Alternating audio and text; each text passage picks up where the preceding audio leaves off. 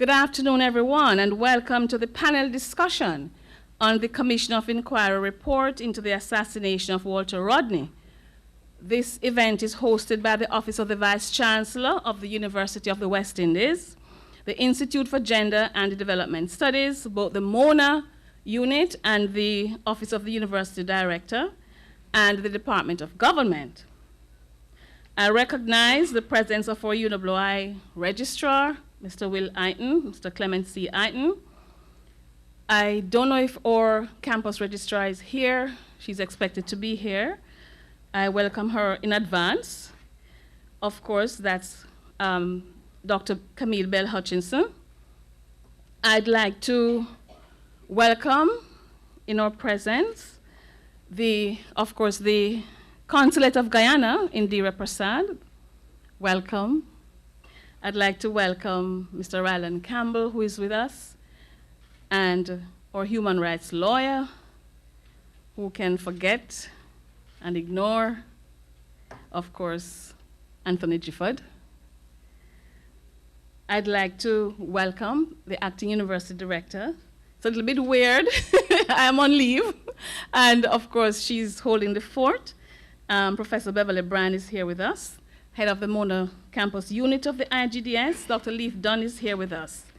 I'd like to also recognize all the other members of the UWI community, and I see several people here this afternoon. I'd like to thank the Department of Government. I know Dr. Waller isn't here, but he has a representative, and the sponsoring departments and staff of the sponsoring departments. I welcome everyone. I greet, of course, members of the Rastafari community. I think you passed some of them on the steps with their lovely drumming, the Nyabingi group, and I'm sure they'll join us shortly. We all know how Walter Rodney felt about Rastafari. I also ask you to join me in giving a very warm welcome to the members of the Walter Rodney family, his widow, Patricia, Dr. Patricia Rodney. Pat, stand so they can see you, or wave your hand so they can see you, right? His brother, Mr. Donald Rodney. And of course, we welcome his wife, Mrs. Pamela Rodney. We also welcome other members of the panel, the moderator, our own Professor Rupert Lewis. Speakers, QC Richard Small. Let's welcome him. QC Andrew Pilgrim, the lawyer for the family, the Rodney family. Professor Horace Campbell of Syracuse University. And Dr. Wazir Mohammed, and of course, both Professor Campbell and Dr. Mohammed are from the Justice for Walter Rodney Committee. We also recognize as sponsors Jamaica National, the Walter Rodney Foundation, the Justice for Walter Rodney Committee, Nationwide 90 FM, and the Jamaica Pegasus Hotel, because the Jamaica Pegasus Hotel provided discounted rates for our guests or overseas guests at the hotel. And Nationwide must be thanked also because they have given us a little bit of a discount because, as you know, I have a program on Nationwide 90 FM. So thanks to me, we have a discount so that we can carry this live. And of course, I thank MITS and our own members of the technical team in the corner there. Thank you so much.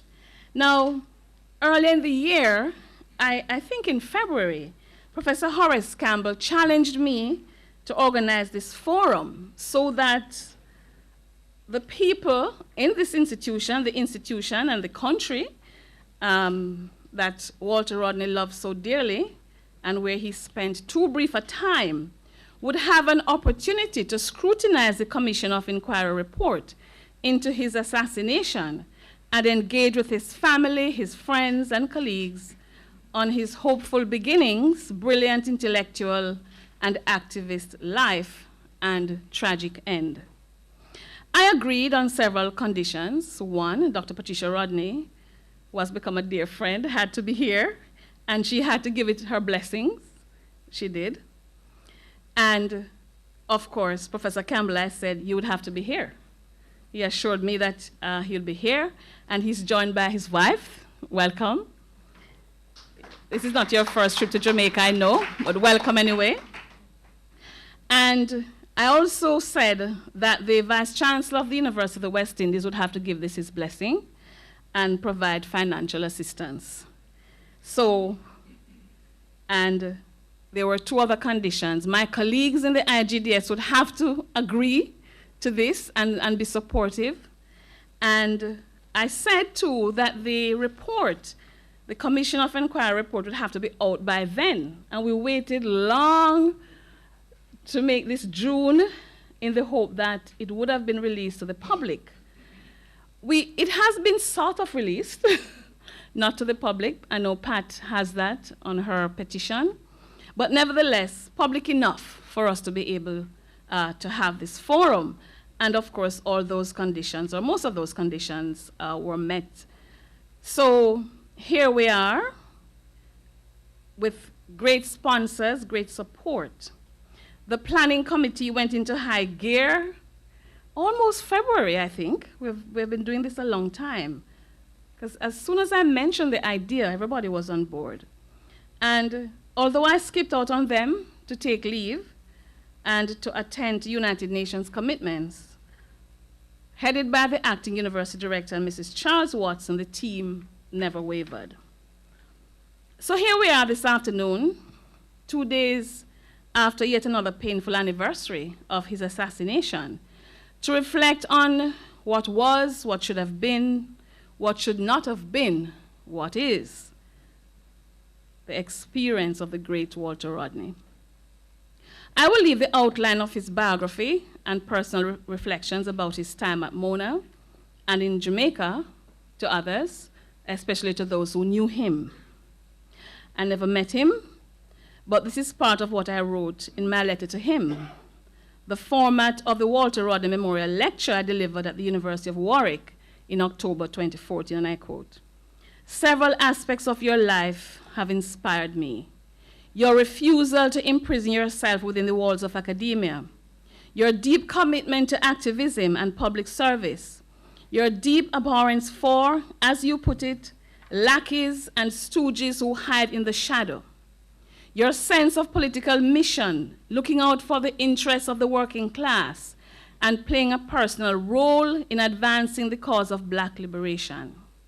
As Robert Hill said of your work, the consciousness of the overlapping domains of popular struggle in Africa, America, and the Caribbean form the basis of your essential political mission that guided your career as a revolutionary and a scholar," end of quote.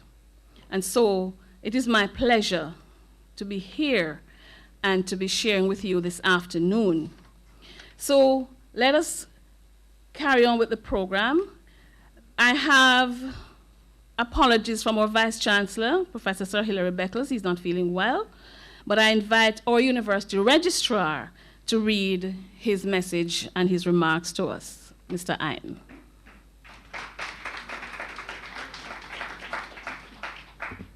Good afternoon, and thanks a lot, Madam Chair.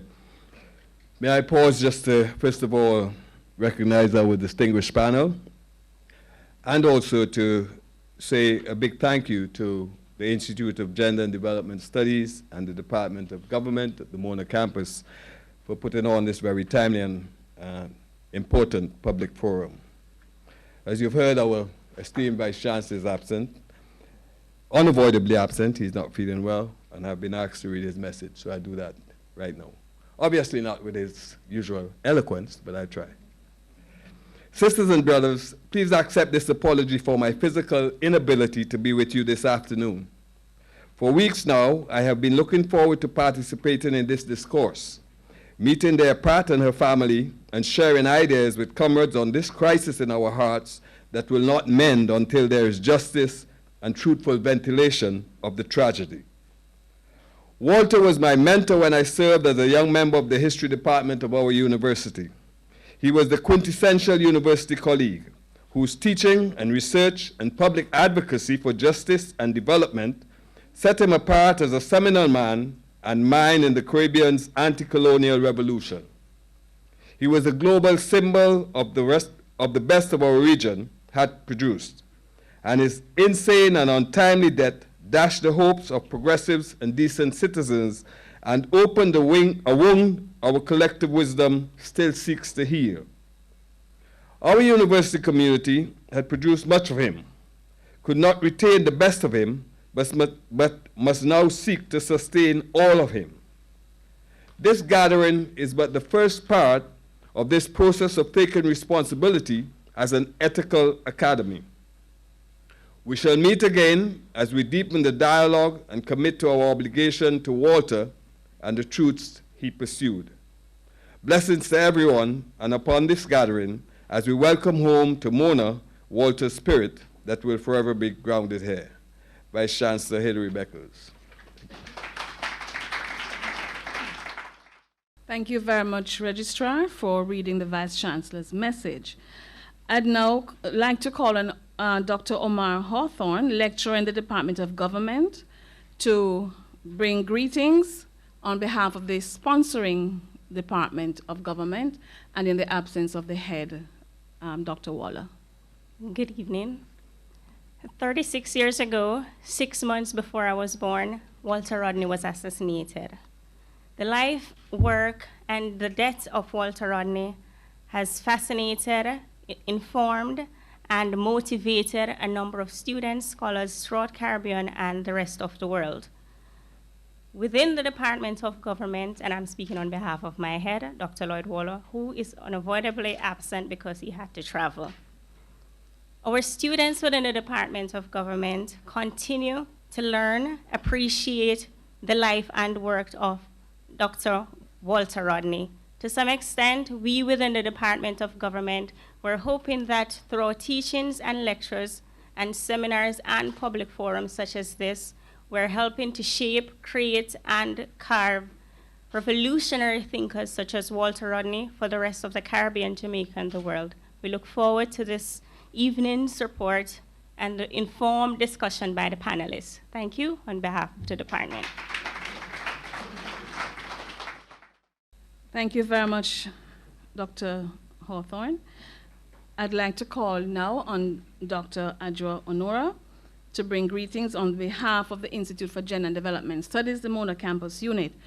Dr. Onora is part of the planning committee, and I know that you have all seen that Dr. Dunn is here, but she's not feeling well, and so she'd like Adjoa to read her greetings, or maybe to bring your own greetings. Good evening and welcome, everyone. These are actually my words and not Dr. Dunn's. I wrote them, so it's my pleasure to be here today to bring greetings to you on behalf of the Institute for Gender and Development, Mona Campus Unit. Today, we meet to engage in a discussion on the Commission of Inquiry on the assassination of Dr. Walter Rodney in Guyana. I'd like to begin by praising the tenacious and consistent work of Dr. Pat Rodney, who's at the helm of the Walter Rodney Foundation, as well as the Justice for Walter Rodney Committee for working to hold the state accountable for the death of Walter Rodney. As we draw attention to the killing of Walter Rodney, it is also necessary to draw attention to what he lived for, his legacy of struggle that is worth emulation. When I speak of, I want to mention one of his significant works, The Groundations with My Brothers, and in 2016 he would probably add, I'm sure he would add Sisters to this, which represents his calls for colleagues at the university to stand with the laboring classes in the struggle for emancipation. I want us to also remind us of words that as a young activist scholar and social justice advocate has served as a reminder of my purpose here at the UWI. Walter Rodney, in The Groundings with My brother said, "Let us have a look at our present situation. Most of us who have studied at the UWI are discernibly black, and yet are undeniably part of the white imperialist system. A few of us are actively pro-imperialist. They have no confidence in anything that is not white. They talk about black people being lazy, the same nonsense which was said about Jamaican black man after emancipation. although he went to Panama and performed the giant task of building the Panama Canal. The same nonsense said about the West Indies unemployed today, and yet they proceed to England to run the whole transport system.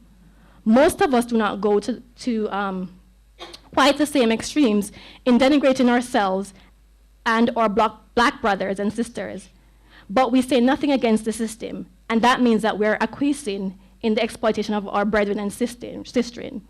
One of the ways that the situation has persisted, especially in recent times, is that it has given a few individuals like you and I a vision of personal progress measured in terms of front lawn and latest model of a huge American car. This has recruited us into their ranks and deprived the black masses of articulate leadership. This is why at the outset I stressed that our choice was to remain as part of the white system or to break with it. In spite of the intensification of capitalist austerity programs on the laboring classes, we as members of the radical petit bourgeois are not given radical organizational form to the economic and social discontent of the masses. Rodney's life and work calls us to think about the question, why are we shy about articulating an explicitly anti-capitalist or socialist agenda in the region? Are we all still spooked by the ghost of a self-imploded Grenadian Revolution, and as such are not ready to boldly articulate, in the way that Walter Rodney did, an alternative to capitalism or vision and program for realizing a more just society? To what extent are members of the progressive petty bourgeoisie, like myself in the region, willing to follow Walter Rodney's example in taking unsafe positions, rupturing the status quo, and advancing bold and principled stances in the face of criticism and dejection? By grounding with the masses, Rodney took a radical revolutionary stance. He committed what we call in the class struggle, class suicide. He sacrificed the comforts of the ivory tower for the struggle, later paying the ultimate price of his life, so we could all gather in this room today to honor his legacy. Rodney posed a fundamentally important question to us, members of the petty bourgeoisie, in the late 1960s, and it is still relevant today.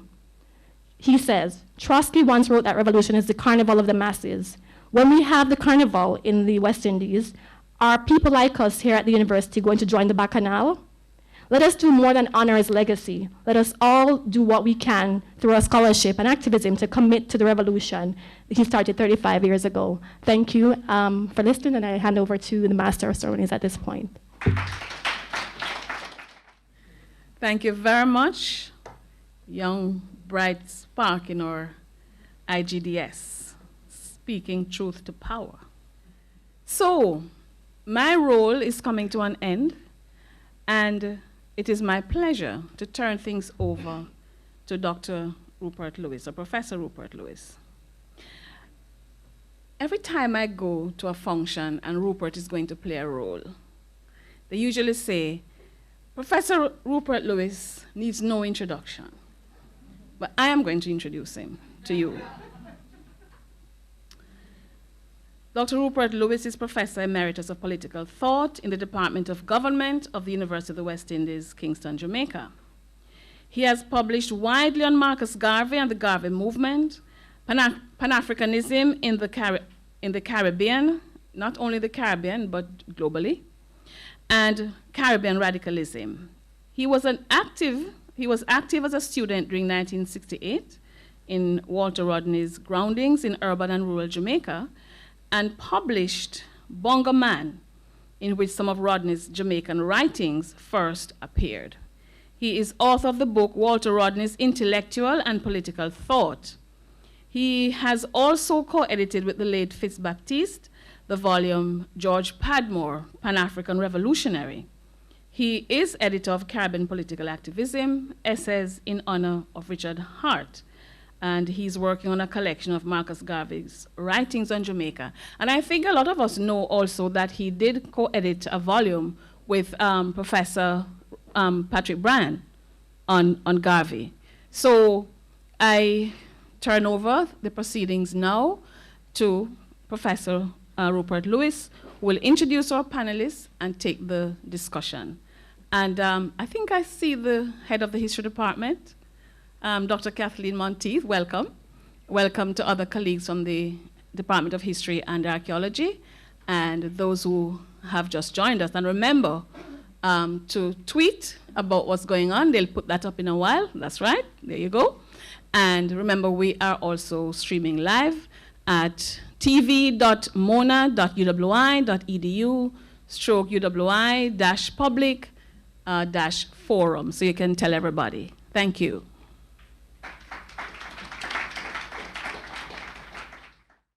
Thank you very much, Vereen, if you'll allow me to remove the formalities from the discussion and open it up in a more relaxed vein.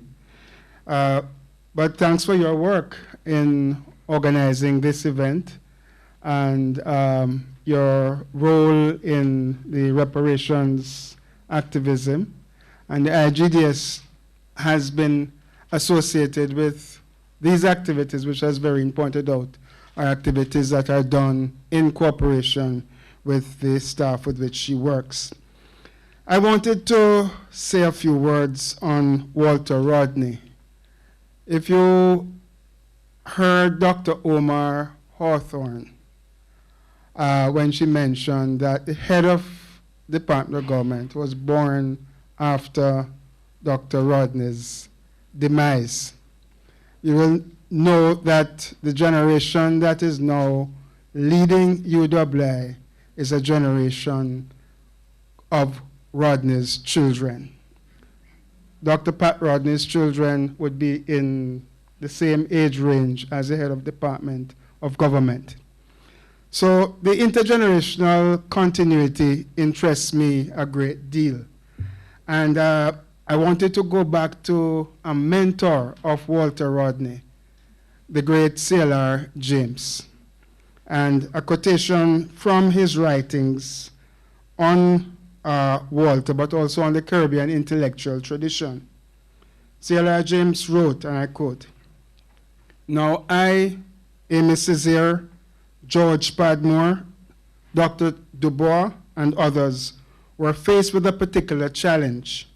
As we grew up and went along, we had to fight the doctrines of the imperialist powers in order to establish some Caribbean foundation or foundations for the underdeveloped peoples. Walter did not have to do that. The aforementioned works were written before he was born. Walter grew up in an atmosphere where for the first time a generation of West Indian intellectuals was able not only to study the revolutionary and creative works that had been created in Europe, but also to benefit and be master of what had been done in the same tradition in direct reference to the Caribbean. Walter therefore stands for me as an outstanding revolutionary intellectual and one of the foundation intellectuals in the post-independence period. And again, for those who are hearing from the younger generation, I just want to do a brief summary of the life. A summary is also in your program, but just a periodization. Born 1942, 23rd March, attended Queen's College. From 1960 to 1963, University College of the West Indies, UWI, BA History First Class Honors. 63 to 66, School of Oriental and African Studies, where he did a thesis on a history of the Upper Guinea coast, 1545 to 1800. 1966 to 1967, at the University of Dar es Salaam, Tanzania, during the period of Julius Nyerere and the radical agrarian reform, as well as his connections with most of the liberation movements in Southern Africa. 1968, Groundings with My Brothers, which is a new edition, is here, introduced by Dr. Patricia Rodney, and it is at this time that some of us worked pretty closely with Walter Rodney. 1969-74, back to Tanzania and University of Dar es Salaam. 1974 to 1980, Guyana and the politics which led to his political assassination, and the report is the theme of today's discussion. I want to introduce the panelists, And the discussion takes place in two phases. The panelists you see on my left will be making presentations, brief presentations of no more than 10 to 15 minutes. And after their presentations, we'll open up for discussion and questions. And the discussion and questions, that really is the heart of today's meeting. Let me first introduce Dr. Patricia Rodney. Dr. Patricia Rodney obtained her PhD in sociology and adult education in 1994 from the University of Toronto. She has a Master of Public Health in the Health Education and Health Promotion from Emory University, Atlanta, and a SRN in 1995 from the Royal Northern Hospital, London, England. Dr. Rodney served as a professor in the Department of Community Health and Preventative Medicine. Was director of the Masters in Public Health Program and Assistant Dean for Public Health.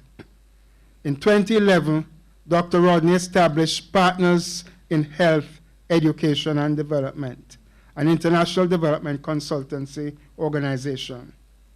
Dr. Rodney is also the CEO, the Walter Rodney Foundation, formed by the Rodney family in 2006 and is headquartered in Atlanta, Georgia. The foundation is committed to sharing the life and works of Walter Rodney with students, scholars, and community activists around the world. She is the mother of Shaka, Kanini, and Asha, and grandmother proudly of 4. So I ask Dr. Patricia Rodney to take the floor, and please give her a warm Jamaican greeting.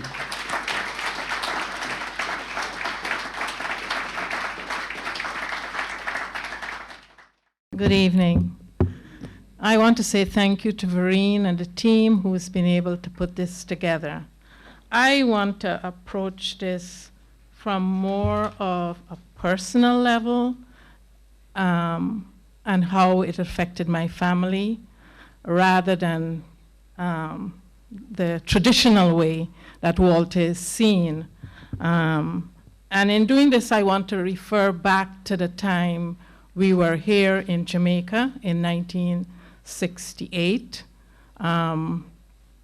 I came to Jamaica for the first time with Walter in 1968 to take up his position in the history department. And my son Shaka was about a year old when we got here. That was on our way back from Tanzania. We had spent the first academic year in Tanzania and then came to Jamaica. And I remember this vividly. I thought Jamaica was the most beautiful place. And Walter said, yes, when we settle in, I want to take you for a drive. I want you to see the 2 faces of Jamaica so that you have no illusions about what Jamaica is. And for me, that was very profound in understanding the conditions that some of our people experience in the Caribbean. I also want to say when Walter was banned from Jamaica, I was pregnant with my daughter Kanini, so she's part Jamaican. She was born in Tanzania, but she was created in Jamaica. She also did her first degree here at Mona, Jamaica. So I bring you greetings from my family, my 3 children, who were very young when Walter was assassinated. I never imagined myself being a single parent. I never signed up for that, but that's how it happened. And so I get quite annoyed sometimes when I hear people talking about single parents, and because the child is in a single parent, that's why they have all these problems. I have a lot of respect for single parents and the sacrifices they made. I'm proud to say that I'm very proud of my children, not because of what they've achieved as professionals, but because of the kind of people they are and the commitment they have to carrying on this struggle and to making sure that the work that their father invested in continues. We have been fighting for justice for Walter Rodney from the time he was murdered in 1980.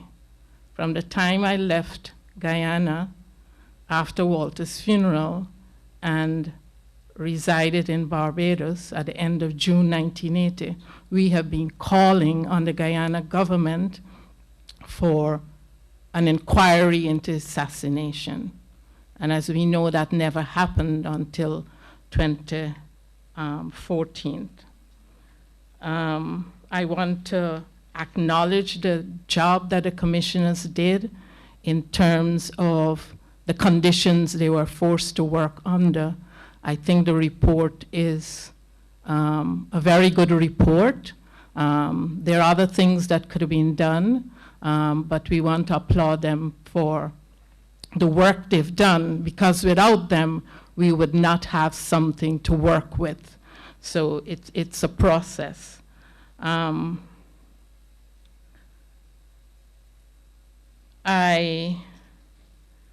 report came out in February 2016. That's when the commissioners issued a report to the Guyana government. Until now, that report has not been made public. It has not gone before Parliament. And it's only on May the 10th that the family received a copy of the report. And I'll read you the paragraph that the president said. Dear Dr. Rodney, I forward herewith one copy of the report of the Presidential Commission of Inquiry into the circumstances surrounding the death of the late Dr. Walter Rodney on June the 18th, 1980 in Georgetown, Guyana, for your interest. Now, my husband was murdered on June the 13th. So again, it shows the disconnect and lack of respect shown to this family when a letter could come from the president's office and give the wrong date of the assassination of my husband. The things I would like this gathering to focus on is the petition that we've just put out on June the 13th to commemorate 36 years of his assassination. That the government officially release the report, proceed with implementing its recommendations, change the manner of death on the death certificate of Walter Rodney from death by misadventure to murder. People don't know the significance of putting misadventure. We were never allowed to get my husband's insurance because the death certificate says misadventure. So we were denied financially after my husband was murdered. Change the profession on the death certificate of Walter Rodney from unemployed to historian professor. I don't see how you could put on his death certificate unemployed. You didn't employ him, the government didn't employ him, but certainly he was never unemployed. And to overturn the conviction of Donald Rodney and expunge any related criminal history. I don't know if you know that Donald is still charged with being involved in his brother's murder. So those are the things I would like people to do. There are other things that will come up in the question period, but that's more important that we get as much people to sign up the petition, so we get a lot of people involved in making sure that the Guyana government takes notice that ordinary people are saying, this has been long enough, 36 years is long enough, that my husband was not able to see his children grow up, not able to see his grandchildren. Imagine, sometimes I am amazed that it's that amount of time have gone by. My youngest child was 9 years old at the time, and I moved from Guyana to Barbados without any family support. And it's been very difficult for my children. This is not an ordinary death. This is somebody who was murdered by a state. And so we're asking people to support us by raising your voices. And in order to raise your voices is to sign on to the petition, because I think the Guyana government will only react when there's a groundswell of popular support to the Rodney family and to the foundation and to the work that we're trying to do. One of the reasons we started the foundation is so that his work can be exposed to young people and understanding the sacrifices that he made on behalf of the liberation of the Guyanese people. Thank you.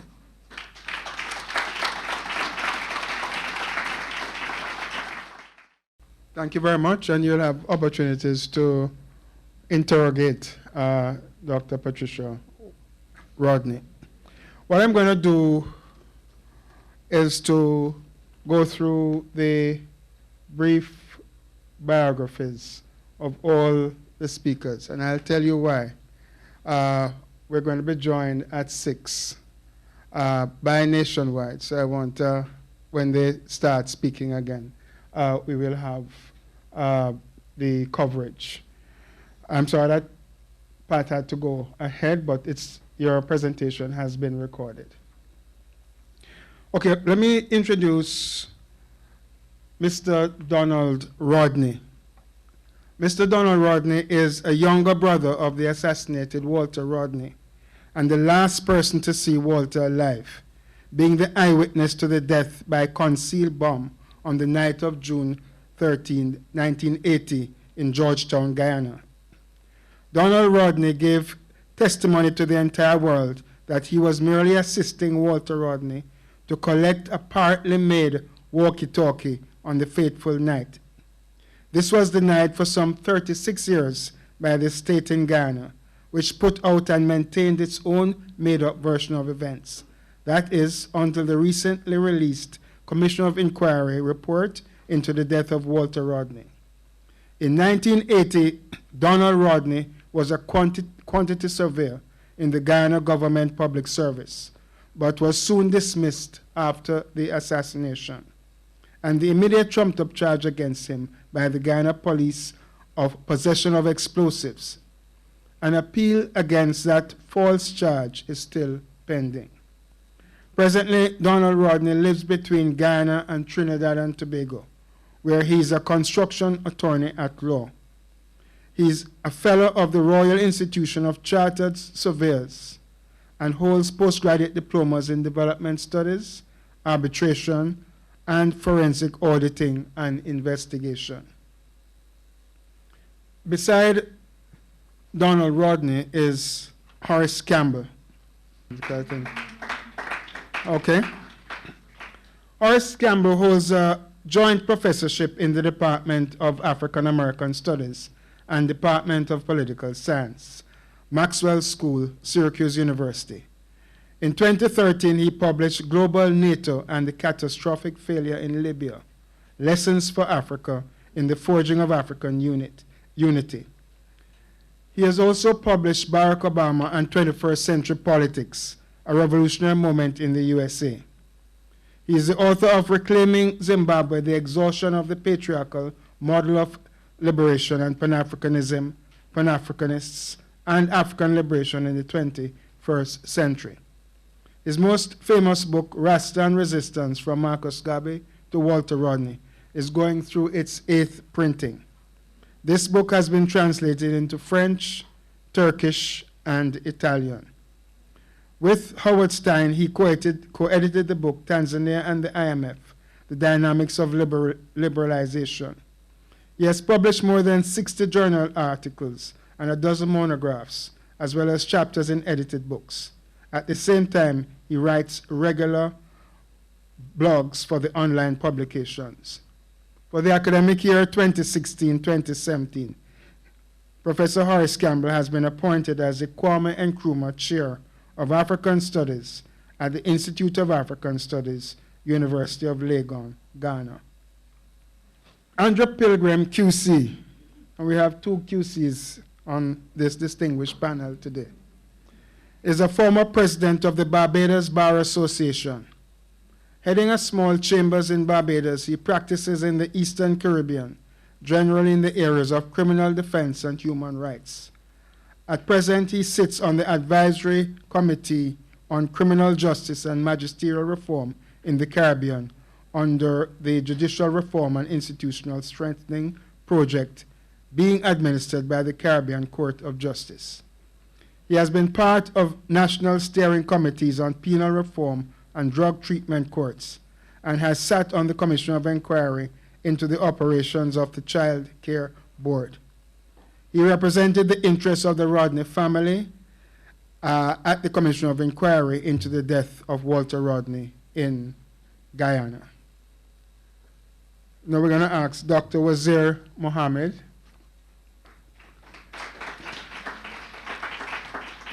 who played a very active role in the Commission of Inquiry and who was one of the co-leaders of the Working People's Alliance. Dr. Wazir Mohammed is currently an associate professor of sociology, Indiana University East. Apart from teaching classes in the sociology of inequality, social change, social conflict, social problems, race and ethnicity, sociology of work, and sociology of food, Professor Mohammed chairs the Diversity Committee at Indiana University East and is very active in social justice and human rights issues. He is heavily involved in community work and social justice activism at the local, national, and international levels of society, which range from participation as chair of the Richmond Human Rights Commission and involvement with local churches in the Children of Abraham Study Committee to coordinating the Justice for Walter Rodney Committee, a global watchdog group that educates and shares information on the Commission of Inquiry. Dr. Mohammed has a PhD in sociology from Binghamton University. His interests include the intersection of Atlantic slavery, particularly with the rise of slavery in the age of abolition, the second slavery in Cuba, Brazil, and USA, with the persistence of ethnic divisions and marginalization of the descendants of slaves in the African diaspora of the Caribbean and the Americas. Final person on the panel is Mr. Richard Small. And his modesty knows no bounds. I only have about 6 lines, but I'll present the 6 lines, but there's more to Richard than the 6 lines, certainly in his very close and long-standing relationship with Walter Rodney as a student in London in the 1960s, and his role in legal work in support of Walter Rodney, and in support of human rights issues in Jamaica and the wider Caribbean. Mr. Richard Small, Queen's Counsel, has been in practice since May 1969, specializing as an advocate in constitutional, human rights, common law practice in Jamaica and the wider Caribbean. He has been a friend and colleague of Walter Rodney since September 1962 and was a member of the team of attorneys representing him and Rupert Roopnaraine and Omowale in Ghana at the time of Rodney's assassination. Okay, that's your panelists we have today. I want to call on Mr. Donald Rodney to make his presentation.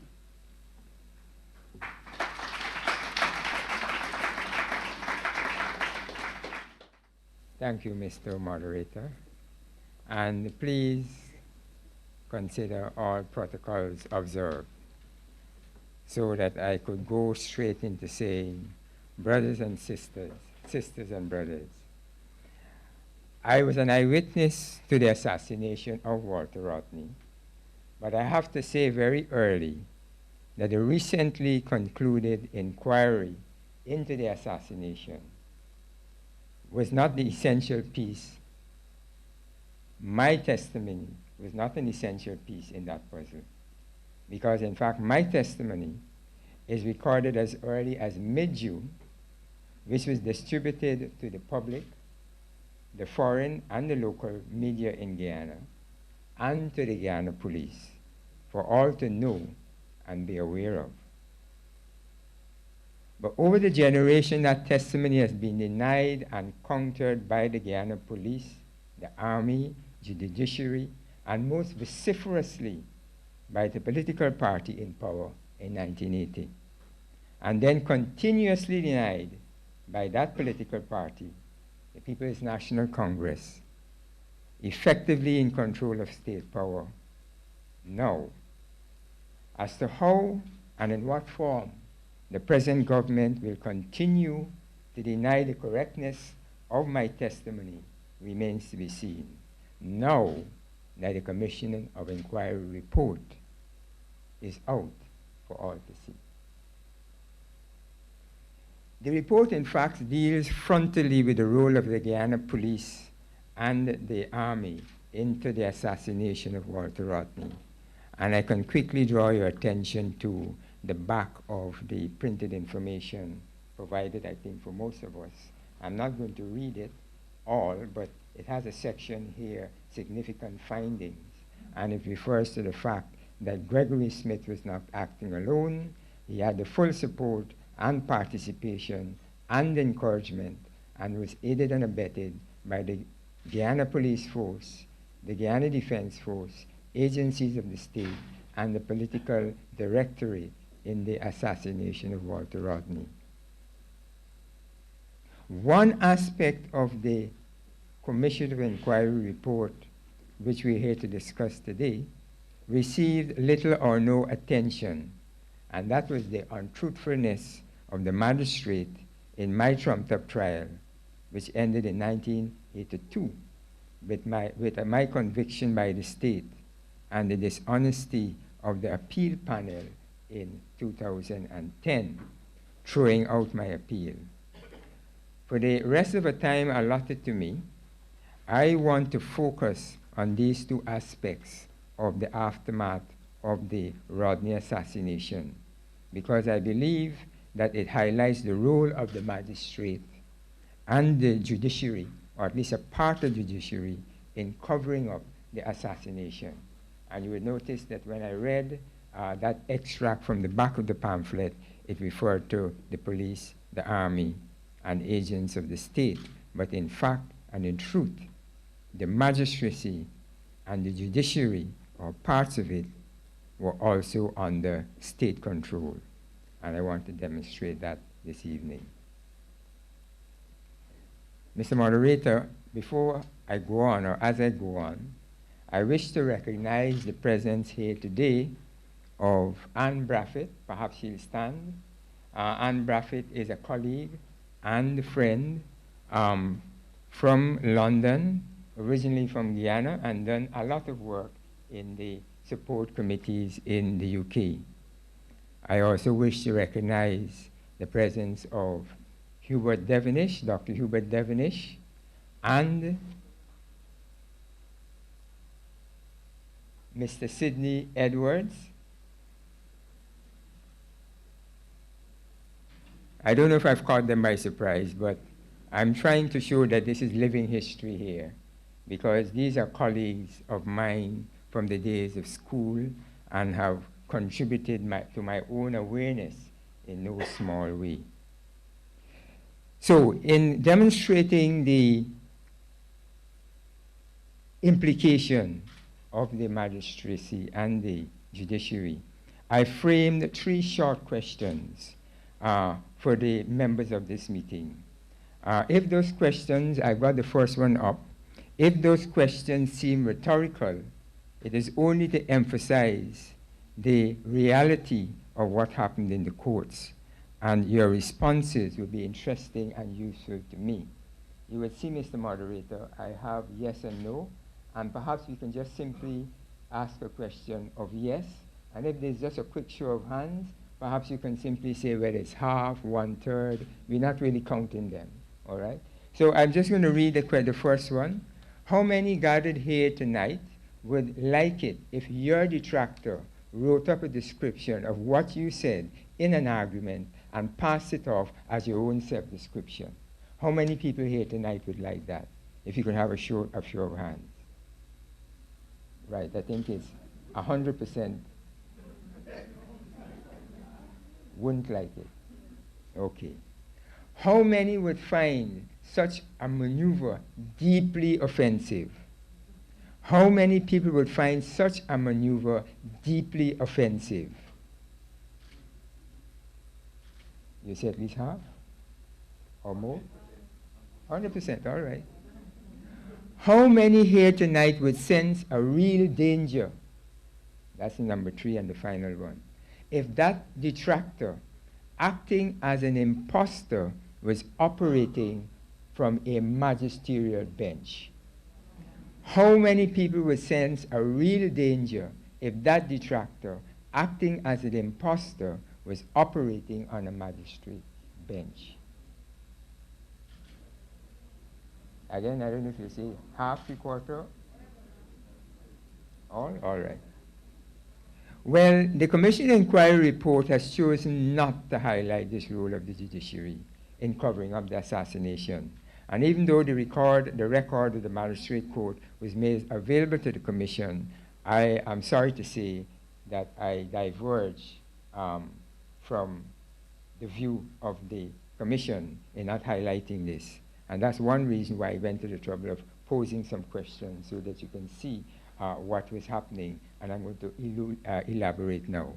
Because first of all, what was done by the magistrate was to remove from the case file my statement given to the Guyana police recounting what I saw and what I did on the night of June 13, 1980. This statement is important if only because it is the only evidence placing me at the scene of the assassination, and the statement was the sole evidence on which the police charged me, but it was removed from the case file. You'll see why later.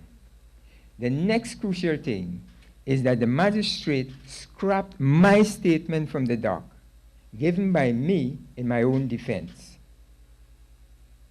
Then, the magistrate fabricated her own version of what happened in the night and substituted this version, passing this off as my statement and my words. And guess what?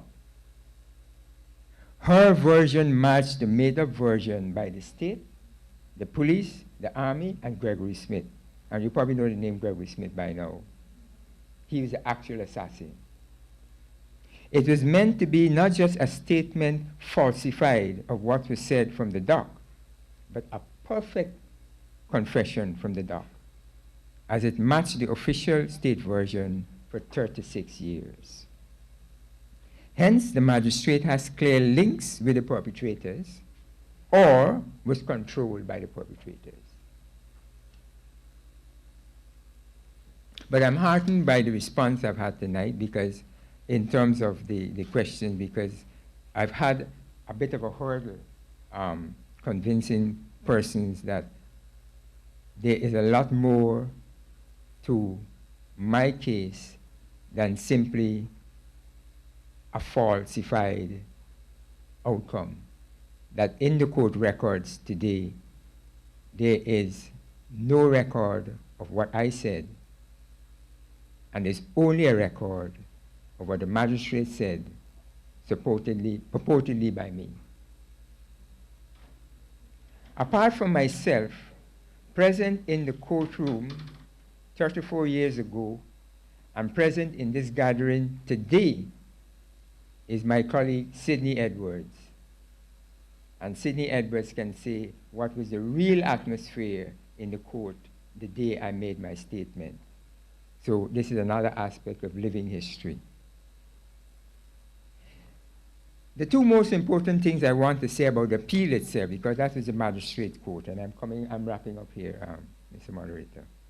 The two most important things I want to say about my appeal are: one, someone other than my attorney on my behalf filed the appeal, believe it or not, filed the appeal, not my attorney or someone on my behalf. Someone filed an appeal, and filed it so that the appeal was heard in a particular court by a particular panel. This is what I'm advised by professionals who are knowledgeable in the court process in Guyana. And the second thing is that the appeal panel itself was not honest enough to state that a reading of my case file showed no cause for a charge. And this is so simply because my first statement to the police was removed so as not to clash with the inserted purported confession statement. But the absence of the first statement meant that there was nothing in the file, but nothing in the file to link me to the scene of the assassination. And this is a case that the appeal panel threw out. So the appeal was dismissed. Now I can go on to narrate how the Honorable Chief Justice Wan Ian Chang, who is the chair of that appeal panel, which heard the appeal, failed also to discuss his own previous involvement whilst involved at the DPP's office in the prosecution of Walter Rodney, in the prosecution of Karen D'Souza, in the prosecution of Richard Small. So again, I have another living testimony. I think Mr. Richard Small, QC, is here tonight, and he can testify that the Ian Chang, who was the Chief Justice and the President of the appeal panel that heard my case, was also involved in the prosecution of Rodneyites. So, Mr. Moderator, all I would want to ask this gathering as my contribution is to note that my statement has stood the onslaught of the Walter Rodney detractors for 36 years, but it's yet to find its place in the court's records, and what stands in the court's records is a fabrication. And I would wish to say that this is something that is clearly indicates that the struggle goes on. Thank you.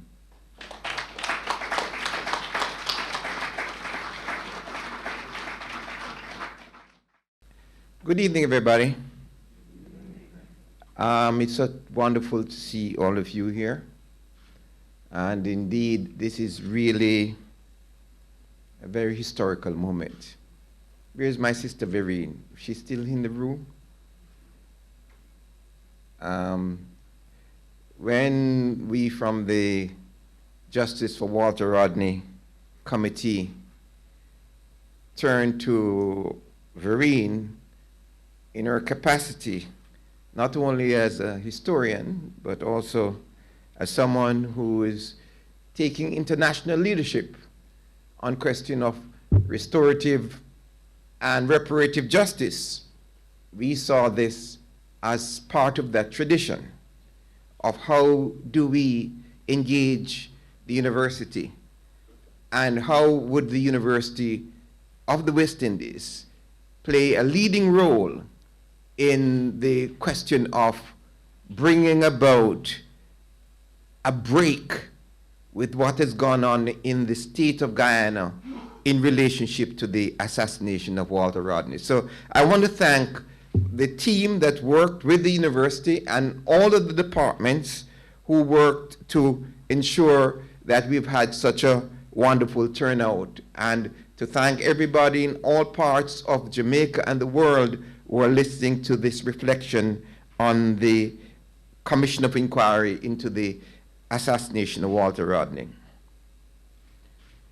My presentation is entitled Ending Impunity in State Killings. Ending Impunity in State Killings. Because I'm starting from the position which has now been made clear in the Commission of Inquiry report that the Guyanese state killed Walter Rodney. And if you looked at the back of your program here, 7.37, Walter Rodney was a man of large and significant stature, both in Guyana and beyond, at the time of his death. He could only have been killed in what we find to be a state-organized assassination with the knowledge of Prime Minister Burnham in Guyana of that period. I think I'm very happy that the organizers have registered this, that everyone who lives here will take this to understand the role of the state in not only assassinating Walter Rodney, but also the cover-up.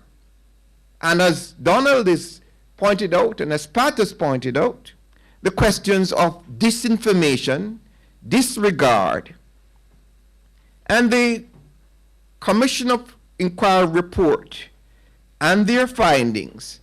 They have been unequivocal in talking about the killings that went on and the climate that was there when Walter Rodney was assassinated on June 13th.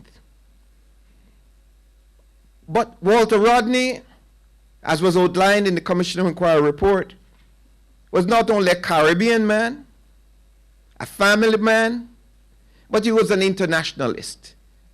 As an internationalist, Walter Rodney would want us to not only reflect on his own killings, but all of those killings of people who stood for decency and for dignity, and why it would be very important for us to raise our voices at all points in time when these killings with impunity takes place. And I want to touch briefly on the question of the killing of Walter Rodney in the context of the cover-up of the killing and the killing of Patrice Lumumba, of Malcolm X, and all those who stood for decency and justice. Now, one of the things which baffles those who stand for decency is that after all of the struggles of the Rodney family, the Friends of Walter Rodney, the Justice for Walter Rodney Committee, up to today, the Guyanese state is doing its best to obstruct general acquisition of the information on the Commission of Inquiry into Walter Rodney. And we are calling on all peoples everywhere to do what some young people, what Wazir told me this morning, some young people have started a discussion that they've said that we're going to take each of us one of the 9 chapters, and we're going to study a chapter, and we're going to post each chapter online, and so that everywhere people in all parts of the world have the information about what took place with the assassination of Walter Rodney. So that we're not asking only for governments to be involved, that everyone here have a responsibility. If you don't have this document, we can make it available to you. It is not a secret document anymore. And it's in the body of the petition. And as Pat pointed out, that you cannot have a situation where you talk about death by misadventure. Death by misadventure. The man was either killed or he was not killed. But this death by misadventure is only one part of the narrative. And the narrative goes on to produce all kinds of disinformation claims about the circumstances surrounding not only the planning of the assassination, how the assassination was carried out, but also covering up this assassination. And what Donald has presented to you, which is part of the petition, is why we need to expunge from the record of the Guyanese society and the Guyanese state the information that was put there by the magistrate instead of the statement by Donald Rodney. Because that is necessary for the state to carry out the continued claim about the nature of the assassination of Walter Rodney. Now we have the Commission report. You can't tell us anymore that you don't know who Gregory Smith was. Because in the Commission of Inquiry report, we now know for sure that Gregory Smith was not only brought once, but twice back into Guyana and given a passport. And that the Guyanese state, this is not the PNC or the PPP, the Guyanese state gave him that passport while Gregory Smith was supposed to be a wanted person. While he was supposed to be a wanted person, the state gave him a passport, and then they turn around and produce information about Walter Rodney and the WPA giving him the passport for him to leave Guyana, that the WPA were the one who provided the conditions for his leaving Guyana. But why is it necessary for the state to go through all of these?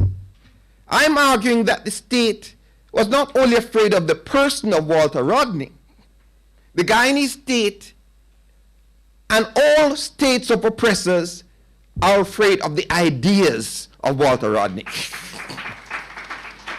And that what was done in Guyana was an attempt to assassinate the ideas of Walter Rodney, and not only to assassinate the ideas of Walter Rodney, but to trivialize the context of his assassination and to turn around and to make it look as if Walter Rodney or his own associates were complicit in the process of eliminating him. So the Commission of Inquiry went very clearly and explicitly to speak about the conference of the People's National Congress, when Forbes Burnham said explicitly at that Congress, the People's National Congress will never start violence. The People's National Congress did not ask for confrontation. But comrades, as we said on Thursday, the battle is joined. No holds are barred. His final words are, comrades, we are now in the Roman amphitheater.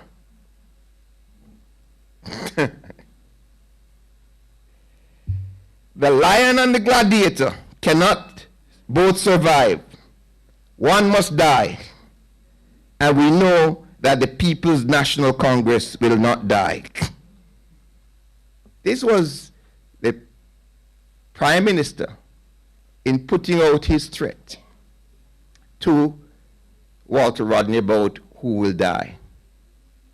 So the Commission of Inquiry has done a service for the history of the Caribbean and the world in bringing together all of this information about Walter Rodney and his death. And there, every aspect of how the state has attempted to cover up this murder has been exposed in this Commission of Inquiry. One of the things that was not discussed in the Commission of Inquiry were their external aiders and abettors of the Guyanese state. Those are the questions we're going to ask, because the Frank Scuse report talked about the Harris Porter device that conveyed the electronic signal that triggered this killing. Who collaborated with the Guyanese state in doing this? So, what I am asking my colleagues at the University of the West Indies, Women and Gender Studies, Department of Government, Department of History, Department of Sociology, the media, every department in the university, we see you having a responsibility in ensuring that the evidence that is to be done in bringing about all of the information about the death of Walter Rodney be brought about there. Let me conclude by saying Patrice Lumumba was assassinated in the Congo in January 1961. For 50 years after the assassination of Patrice Lumumba, the Belgians and the Americans covered up the assassination of Patrice Lumumba, blamed the Congolese people for the 11 wars that went on in the Congo, and when there was a parliamentary inquiry into the death of Lumumba in 2002, the Belgian government accepted, yes, we had something to do with it. but let's move on.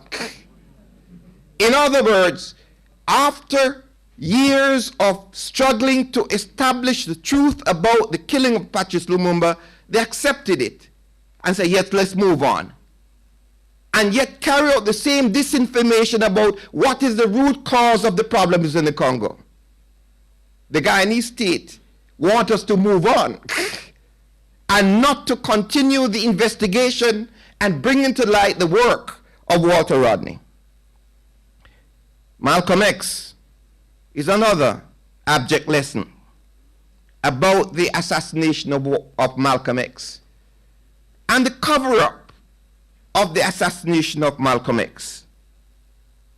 The question that Manning Marable asked as a historian, how is it that we have so many scholars writing about Malcolm X, celebrating Malcolm X, but we are not doing this scholarly work to bring to the knowledge of the people the conspiracy of the US state in the killing of Malcolm X?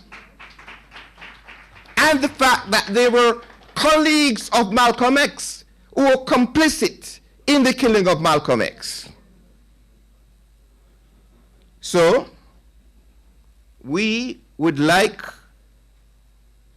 all of the Caribbean people to stand up for the kind of restorative justice that is needed to say that the disinformation campaign by the Guyanese state about the killing of Walter Rodney, we put an end to it. Even after this commission of inquiry came out, I read a letter in the newspaper by a man called Hamilton Green, which was to carry forward the same disinformation about the circumstances in the killing of Walter Rodney. Walter Rodney worked very hard to bring about a conception of life and worth of all human beings, especially the dignity of human beings. Walter Rodney worked very hard to build a multiracial alliance among the Guyanese working peoples of Indian and African descent. When I met him in Dar es Salaam in May 1980, he said, I'm embarking on a task to write a 3-volume history of the history of the Guyanese working peoples. But I'm afraid I might only finish 1 volume. He had a sense of what he was up against, because in November of 1979, they had killed Ohene Kahama, which was a plot to kill him. In February, they had killed Edward Dublin. So Walter Rodney was making a contribution to uniting the African and Indian working peoples. And it pains me to see some colleagues and friends of Walter Rodney trying to step back from the questions of the circumstances of his assassination to say it would benefit one group in Guyana against another. I think that's a travesty. So let me end by saying what the Vice Chancellor said, that we hope that this reflection is the start of a process where all of us will take responsibility for how we can end these kind of state killings. That year when Walter Rodney was killed, Archbishop Romero was killed in El Salvador. The week when he was killed, there was a bomb planted next to Maurice Bishop, and they finally killed him later on, a few years later on. The state will continue to kill people when decent people stay silent and keep company with those who are conspirators to disinform about the killing of people. Thank you very much.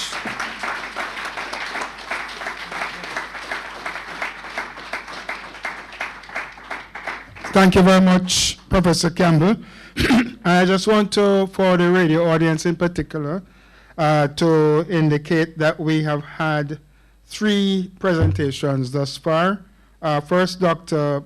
Patricia Rodney on the impact of Walter's assassination on herself and her family, the personal dimension and implications of Walter's assassination.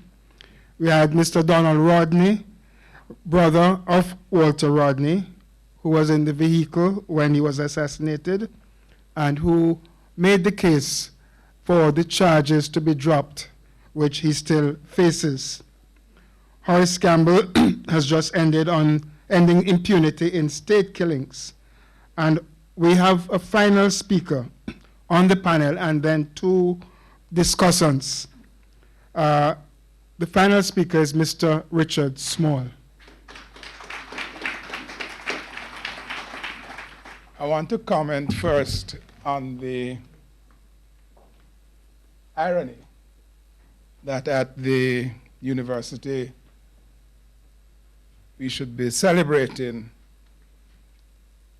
the publication of the inquiry into the assassination of Walter, who, as we, I think, all know, played a seminal part in the emergence of the Caribbean people in 1968 here in Jamaica. And it was the Jamaican government who banned him from coming back in to continue that work. On this occasion, we are recognizing the report of a commission of inquiry to the Ghanaian state, which indicts officials of the Ghanaian state in his killing. And we should not lose sight that the present regime in Ghana is manned by the people who the Commission's report indicts. And we should also recognize that that commission its work was literally brought to an end by that same regime, the regime of the PNC, who won power in an election which had interrupted the deliberations and the taking of evidence in order to not be involved in the electoral politics. And when the PNC regime won, they then issued instructions that the commission was to come to an end. And for instance, I am told that Skip Roberts, and those of you who are familiar with Ghanaian politics, know the role of Skip Roberts was waiting to give evidence, and somebody didn't want him to give evidence. Apparently, the state expected that the commissioners would have thrown up their hands, as so many other commissions. And we in Jamaica, I'm speaking to a Jamaican audience, although this goes abroad, know that some commissions throw up their hands and don't write reports, or because they're not paid to write reports, they don't write reports when there's change of regimes.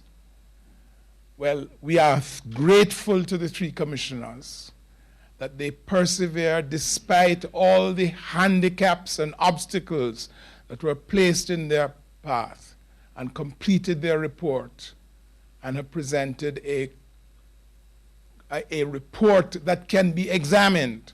Now, I want to say this. Part of the struggle that has led to the setting up of this commission, not part of it, the struggle that has led up to the setting up of this commission was the struggle of people. And they did not, that role does not end with the setting up of a commission. Part of what we have to do as a result of the commission's report is to continue the investigation into what the commission's report has produced. And I commend to you the suggestions that have come from a number of the previous speakers that there needs to be further work on this commission. There needs to be further work on the findings that this commission has made, on the the areas of evidence that have been identified, and further investigation needs to be done into this commission and its work. I had, in fact, not intended to have said all that I've said, and I intended to have made some introductory remarks and say that despite my own involvement with the events that are here being examined, does not disqualify me from speaking and examining this role. I consider that there's another feature of this inquiry which is necessary to be pinpointed at the very start in order to assist in an understanding of the assessment of the report. Dr. Rodney was an active participant in the political life of Guyana. He was engaged in this endeavor all of his adult life and even before he became an adult. There's no doubt that he was engaged in the call for the overthrow of the PNC government of Guyana, and that he was engaged in agitation towards that end. The PNC government was also itself engaged in and openly declared its determination to resist the efforts of Dr. Rodney and those associated with him in this political struggle. They were active participants in this political struggle. It is into this midst that the Commission of Inquiry is called upon some 30-odd years after the event to investigate the circumstances of the death and to draw conclusions as to the cause of his death and to determine who was responsible for his death. Integral and central to this inquiry is the question of, was there such an investigation into the circumstances of his death immediately arising out of the death? And if not, why not? That would be the norm in any normal situation.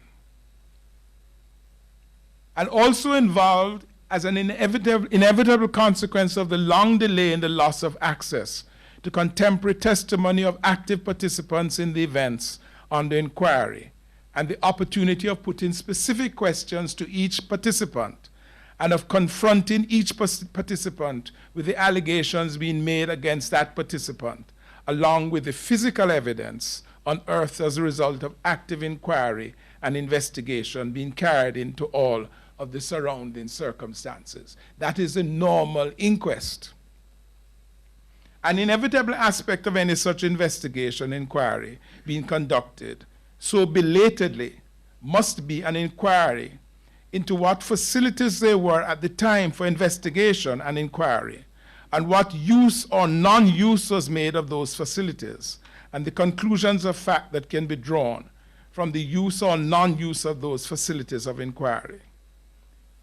Is it a reflection on the state machinery that there was no immediate investigation into the circumstances of his death? And what does that tell us about the regime at the time and its possible involvement in the circumstances of his death? It is also an active part of this inquiry, right up to the date of the delivery of its report, that the entire investigation involves the integrity of the very governmental structure whose responsibility it is for the appointment of the inquiry, the finding of all the facilities of the inquiry, providing of each of the facilities for the investigation into the circumstances over the years, and the extension of time given to the Commission of Inquiry for the completion of its report, and the providing of the circumstances for the proper completion and presentation of the Commission of Inquiry's report. In every respect, each of the above factors directly bears upon the quality of the investigations. And in these circumstances, I want to move right away to just examine some important findings that were made. I refer you in particular to Chapter 8, where the conclusions are drawn on the report and I want to read from that. They say, resulting from the findings of facts set out in the body of the report, the below mentioned recommendations, I'm sorry, I'm reading from the wrong thing I made. We accept that Gregory Smith gave Donald Rodney an anti-personal device, namely a remotely controlled explosive in what appeared to be a walkie-talkie, a communications device. At the time, Gregory Smith was a sergeant in the Defense Force in the Maritime Department. We accept, too, that Gregory Smith was encouraged in providing that device by prominent members of the state agencies. And then they go on to review all the assistance that was given to Gregory Smith from the very day, the very night that he committed this act to take him out of the country. The production of false passports, the changing of his name, the transporting of his girlfriend and his children, and the eventual placing of him in French Guiana, a state which the Commission finds was particularly chosen because they had a policy of not returning persons if they were to face capital punishment as a result of their charges. And so the Guyana state and the involvement of officials in the Guyana state are identified bit by bit in the report and linking the activities of Gregory Smith to the officials of the Guyana state. It is, in my view, the responsibility of the university community, this university community, to continue the work of examination of the circumstances that have been identified in this report and to make it as widely known and whatever additional information can be gathered. And on that note, I will end.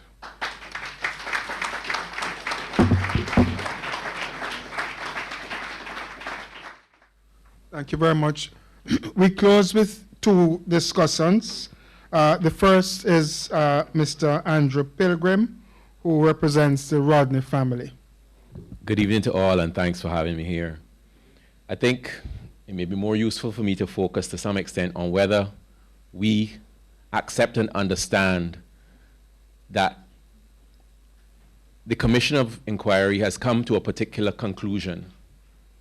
That conclusion means that the people that killed Walter Rodney are in power today, so that there should be not this great surprise associated with the fact that the report is not being published. Now, we have to accept that if a fella kills somebody, as we were saying in Barbados, if a fella kills somebody, he can hide it. His duty, having planned to kill someone, is to conceal it. So that the battle that we face now is one that must be faced against the background that the party in power in Guyana have as their patron saint Forbes Burnham. Not some lesser person, Forbes Burnham. He is their patron saint. He is someone that they hold aloft and who that they will constantly be honoring him as they go forward now celebrating their 50th anniversary of independence. So it will be extremely difficult for them, I imagine, to face the realities that are in the report. Similarly, it will be extremely difficult for you and me to fight against that. So that the struggle is now in a completely new phase, but we are armed now in a different way. But we must remember constantly as we go forward that we will need numbers, we will need influence, we will need to encourage leaders in the region to say at least every single prime minister in the region should be saying, well, what is in this report that you had it since February and we're deep in June and we can't see it. so that every prime minister in the region should be saying, we require the report. It must be remembered that throughout this process, throughout this inquiry, every day of it is a battle against essentially the Burnhamites and the others. Every day of that commission, every day a tiresome battle against propaganda, so that the report will be criticized by one half of the press in Guyana constantly. And that half is no secret who that half represents. It represents the PNC. And they are in charge. It is their government. So that this is a government that said that the party was paramount over all else within the government. So it is for us to fight against that. And I want to say I'm extremely impressed by the turnout here. I'm extremely impressed by the number of young people here. In the context that nowadays you can go and stream DVDs or movies off the internet and do whatever you like, that you are here, especially the young people. And I thank you and I honor you. And I hope that the fight really will move from here in a powerful and different direction. Thank you very much.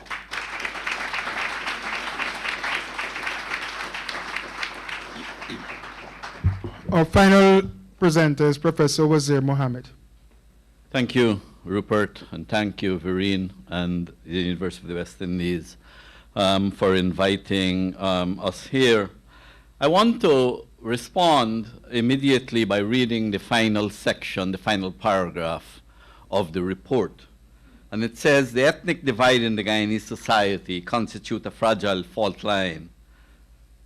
Many of the recommendations made herein assume the existence and maintenance of a sense of ethnic harmony in the country. I'm reading that to say, from all the presenters so far, I want to say that Walter, when he entered Guyana, he understood the arena that he was entering into. It was that kind of arena. He was conscious of this fault line, and he vowed to spend his energies, and this is to the young people. This is a man who vowed to spend his energies, both activist and academic, to bridge the ethnic divide in Guyana. And he saw this as an important part of bringing about national healing. Guyana today is still in need of national healing, and so do many societies like Guyana in the world. Walter Rodney, from all the speakers, we understand Walter Rodney was assassinated because he did not fit into the old political mold. Like the leaders of the post-colonial state, he never wallowed in the fineries of the leaders before him. As Brother Kwayana, in a recent interview this week, said in a newspaper in Guyana, Rodney contended in power and delighted in it, but he was not a contender for power. This is what made Rodney special.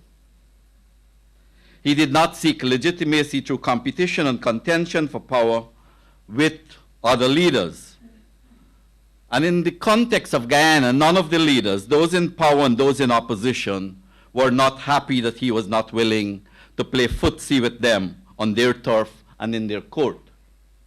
So Walter Rodney's killing have to be understood from within the historical and political context of the time. The question of the inquiry, which was announced on June 13th, 2013, have to be understood also based on the struggles that have gone on over 35 years prior to that. In 2005, Pat and myself and Horace and a number of people were in Guyana to commemorate 25 years of the killing of Walter Rodney. And it was in the context of that mobilization, both at home and abroad, that a unanimous resolution was passed in the Guyana Parliament, out of which the inquiry arose. So that's an important point that we need to understand. So it was with that background that the Justice for Walter Rodney Committee that I coordinate was formed in April 2014.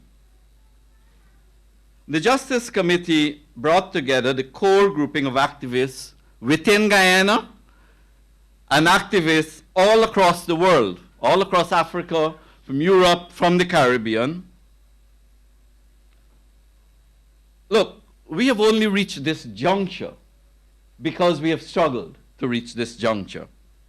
Because the Justice Committee, the Walter Rodney Foundation, and others not only popularized the inquiry in and out of Guyana, but we acted as a pressure group, which operated on the ground, operated across the globe, in order to keep the education, in order to educate people on what was happening. So further to that, many members of the Justice Committee traveled to Guyana and gave material evidence before the Commission. And this provided for what we have for the finished document. Now, we have heard about the inquiry and what has gone on so far. We are entering what I call the second phase of this work. And in the second phase of this work, there are a couple of things that we need to understand. That this inquiry itself was held in a political atmosphere where the major political parties in the opposition had problems with the terms of reference of the inquiry. But despite that, and I make those points because these are points that were not made by other speakers. But despite that, the two major opposition parties appointed lawyers who appeared and cross-examined witnesses before the Commission. A second point of note is the deepened political atmosphere of mistrust between the opposition and the government that overshadowed the inquiry, and I think Andrew spoke to that. A third point of note is the deteriorated conditions in the country, which is marked by the wanton continued misuse of state power, the continuance of the misuse of state power, and the facilitation of new privileged groups in the country over the last couple of decades. The growth of illegality and corruption, increasing tendency to use state agencies and resources in the explosion of unrestrained extrajudicial killings. And Walter was among those who were killed extrajudicially. We're meeting at the University of the West Indies. And we need to note that at this time, extrajudicial killings is not the norm only in countries like Guyana. It has become the norm in countries in most of the post-colonies. And these are things that we have to study, we have to examine, and we have to speak out against. In Guyana, for instance, a country with less than 1 million people, between 2002 and 2006, one paramilitary group, the Phantom Squad, was responsible for upward of 200 extrajudicial killings. So when we look at the report, we have to look at the report from within the broader context also. This discourse by the University of the West Indies is a bold first step in the process of education and discovery. It should not be the end of this process. It is the beginning of this process. This report, as the speakers have said, has given us a lot of food for thought. Horace talked about the misuse of state power. Andrew made mention and Richard made mention about the paramountcy of the party. the paramountcy of the party, which is the fusion of the ruling party with the state, which happened in Guyana, was one of the events that foreshadowed the killing of Walter Rodney. We can't lose sight of the way in which the state itself and the culture itself became transformed. And so as we look to the future, we have to deal with how we address the question of the state itself. Walter Rodney, as Pat said, was an actor on the political stage within the political atmosphere of the time, within which the rule of law was systematically being subverted, as Donald has pointed out.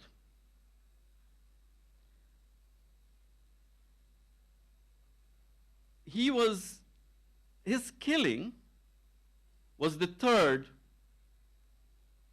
of among three political activists at that time, the first being Ohene Kwame, the second being Edward Dublin, as Horace spoke about.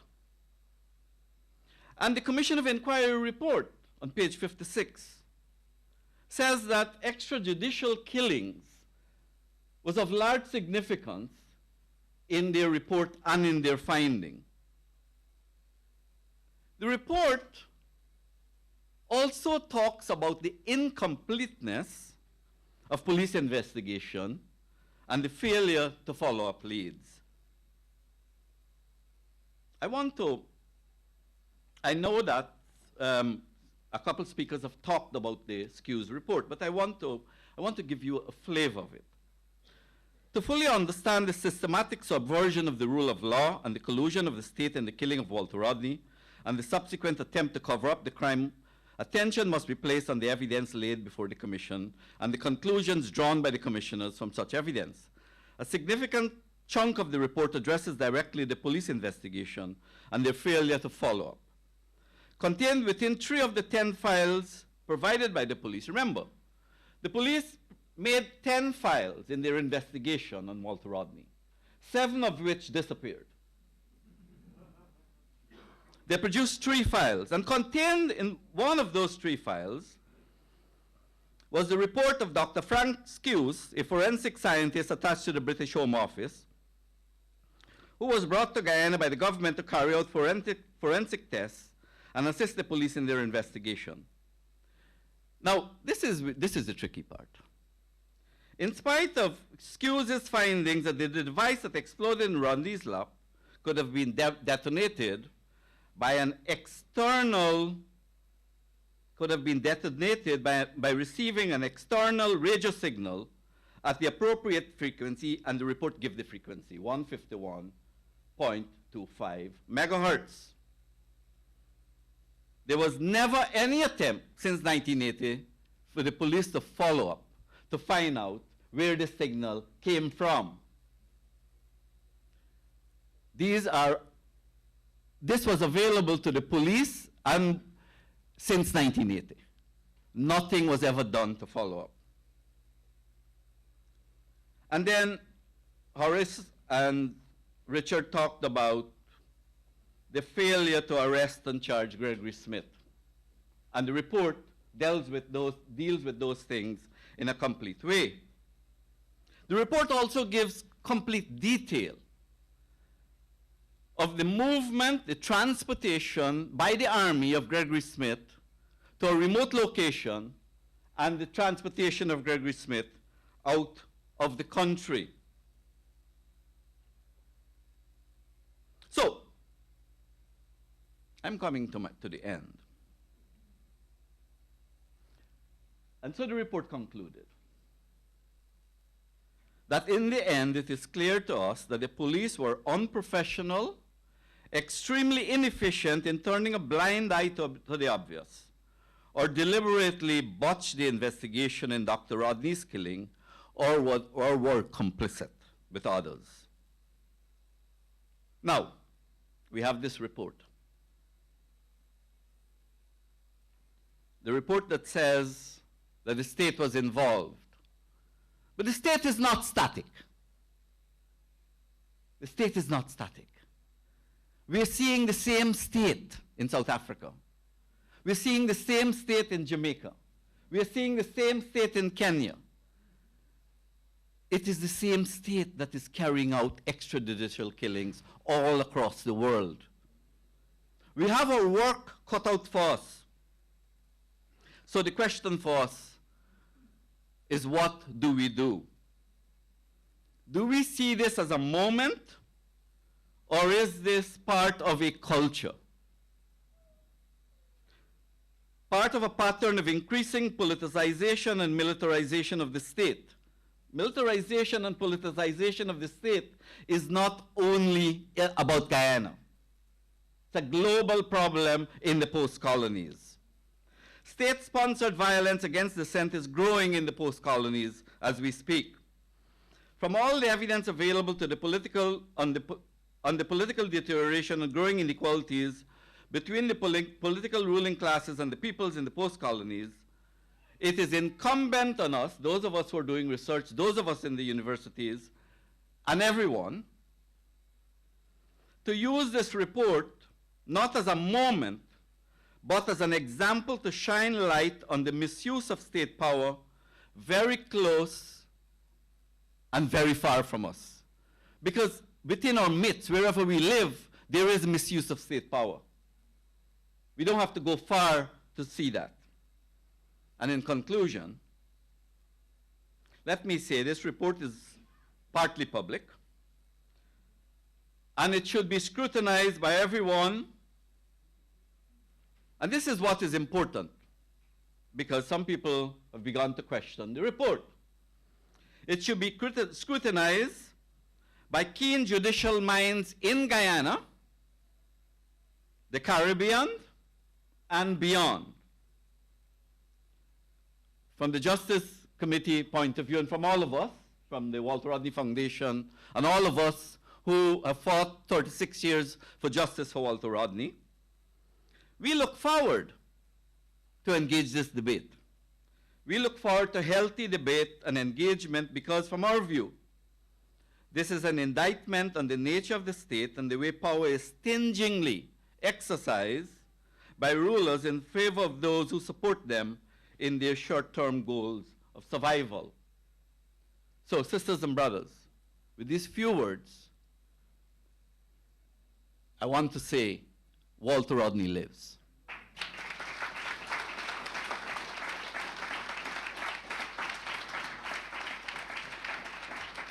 Thank you, Wazir. Please allow me to welcome two members of the audience. Thank you for turning out in such large numbers and in staying the course. And we enter into the phase now of the discussions and questions.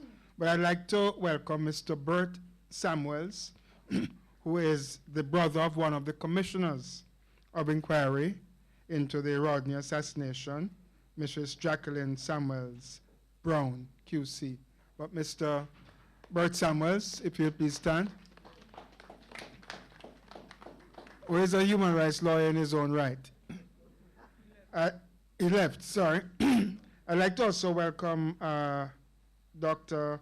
Carol Edwards, who is head of the University Public Relations and Communication, and who played an important role in the promotion of this event.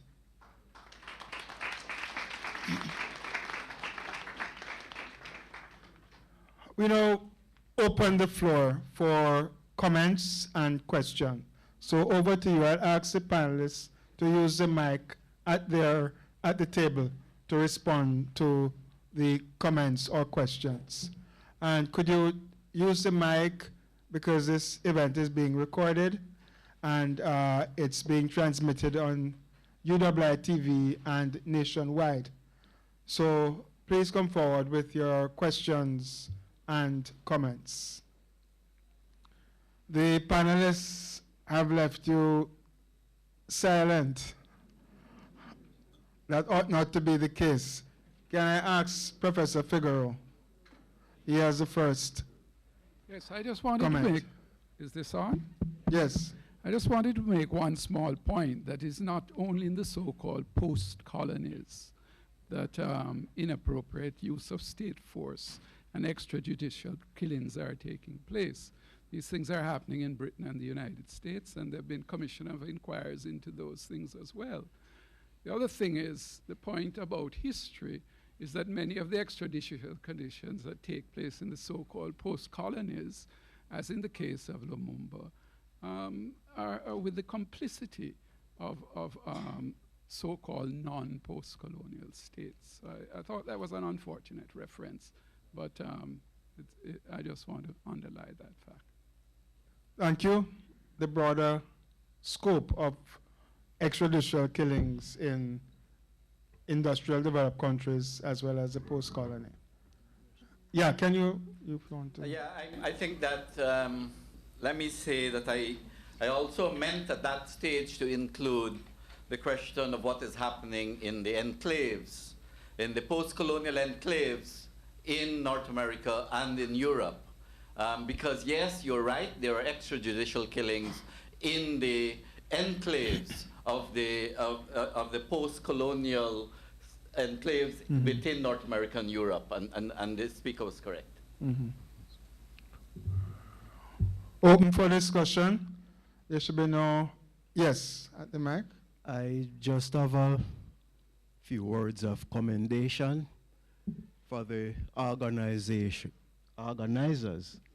of this event, but I'm hoping that it will not end here on the university campus, but like Dr. Rodney had lived his life, I am hoping that we can take it closer to the people who was dearest to his heart. And the question is, what's the level of support for the inquiry and the continued fight to establish the truth about Dr. Rodney's killing? I mean, support from whether government or other organizations in the region. Thank you. Any other panelists who want to take up question of the level of support?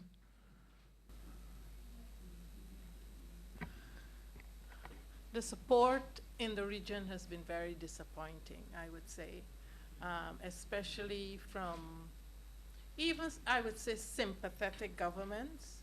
And I think, or I hope, it's because the report is not public, that officials don't want to comment on it. I don't know if I'm being too generous. I think we need to call on ordinary organizations, grassroots organizations, to take this fight on. I don't think we could depend on governments to do it. So whether it's church organizations, you know, people go to church all the time. The church is one of the first liberation organizations. So we need to go back to the church, to community organizers, and as the last speaker said, going back to the Rastafari and working peoples that Walter was close to. I think that's where we need to take the fight. And so everyone in here has the responsibility of talking to other people about it. It's not just a Rodney issue. It's not just my personal issue. Walter Rodney, yes, was my husband, but he was a global person. He fought for justice for all people. And I think it's incumbent on the public to do something about it. Because if you, I'm not going to say like Bush said, if you're not with us, you're against us. I'm just going to say that. We all need to be part of the struggle. It's a struggle for all of us. Because if we keep silent about this, we'll keep silent about other things that is happening within our Caribbean society. So I'm appealing to you to just have a meeting at your house, invite people over to dinner and discuss the report. You meet people on the street, talk about it. You know, young people need to be engaged. My granddaughter, who's 8 years old, she has been going with us to meetings since she was a baby. So she knows when she was asked to write during Black History Month about a black leader, She said, I want to write about my grandfather, not about Martin Luther King. My grandfather was a Martin Luther King of Guyana. So we have to begin to engage our young people very early, and I acknowledge all of you who came out tonight. It supports us when we see people turning out to assist with this. Thank you. Okay. Wazir, you wanted to make a Yes, I just wanted to say hail up to IRE FM here in Jamaica and other radio stations that have been fully engaged with us in supporting the work that we are doing during the process, and I'm hoping that we can broaden that process. In terms of support for the inquiry, I mean, institutions like the Council on Hemispheric Affairs in Washington, D.C., Codistria in Africa, Pambazuka has been fulsome in their support and publicity for the work that has been going on, the British Parliamentary Human Rights Group, and a number of global institutions. What we need is for more people, as Pat said, to join this work. This work is public. We are online. You can find us on Justice for Walter Rodney on Facebook, and you could find the Walter Rodney Foundation online. So everybody needs to join this work. Okay, thank you. We have another group of questions. Can you proceed? All right. Can you identify yourself so that for purposes of people here, the recording, and those listening? Maureen Minto. And I'm just gonna use a little bit of my bad history knowledge to make a point. I am told that Africans used to enslave Africans.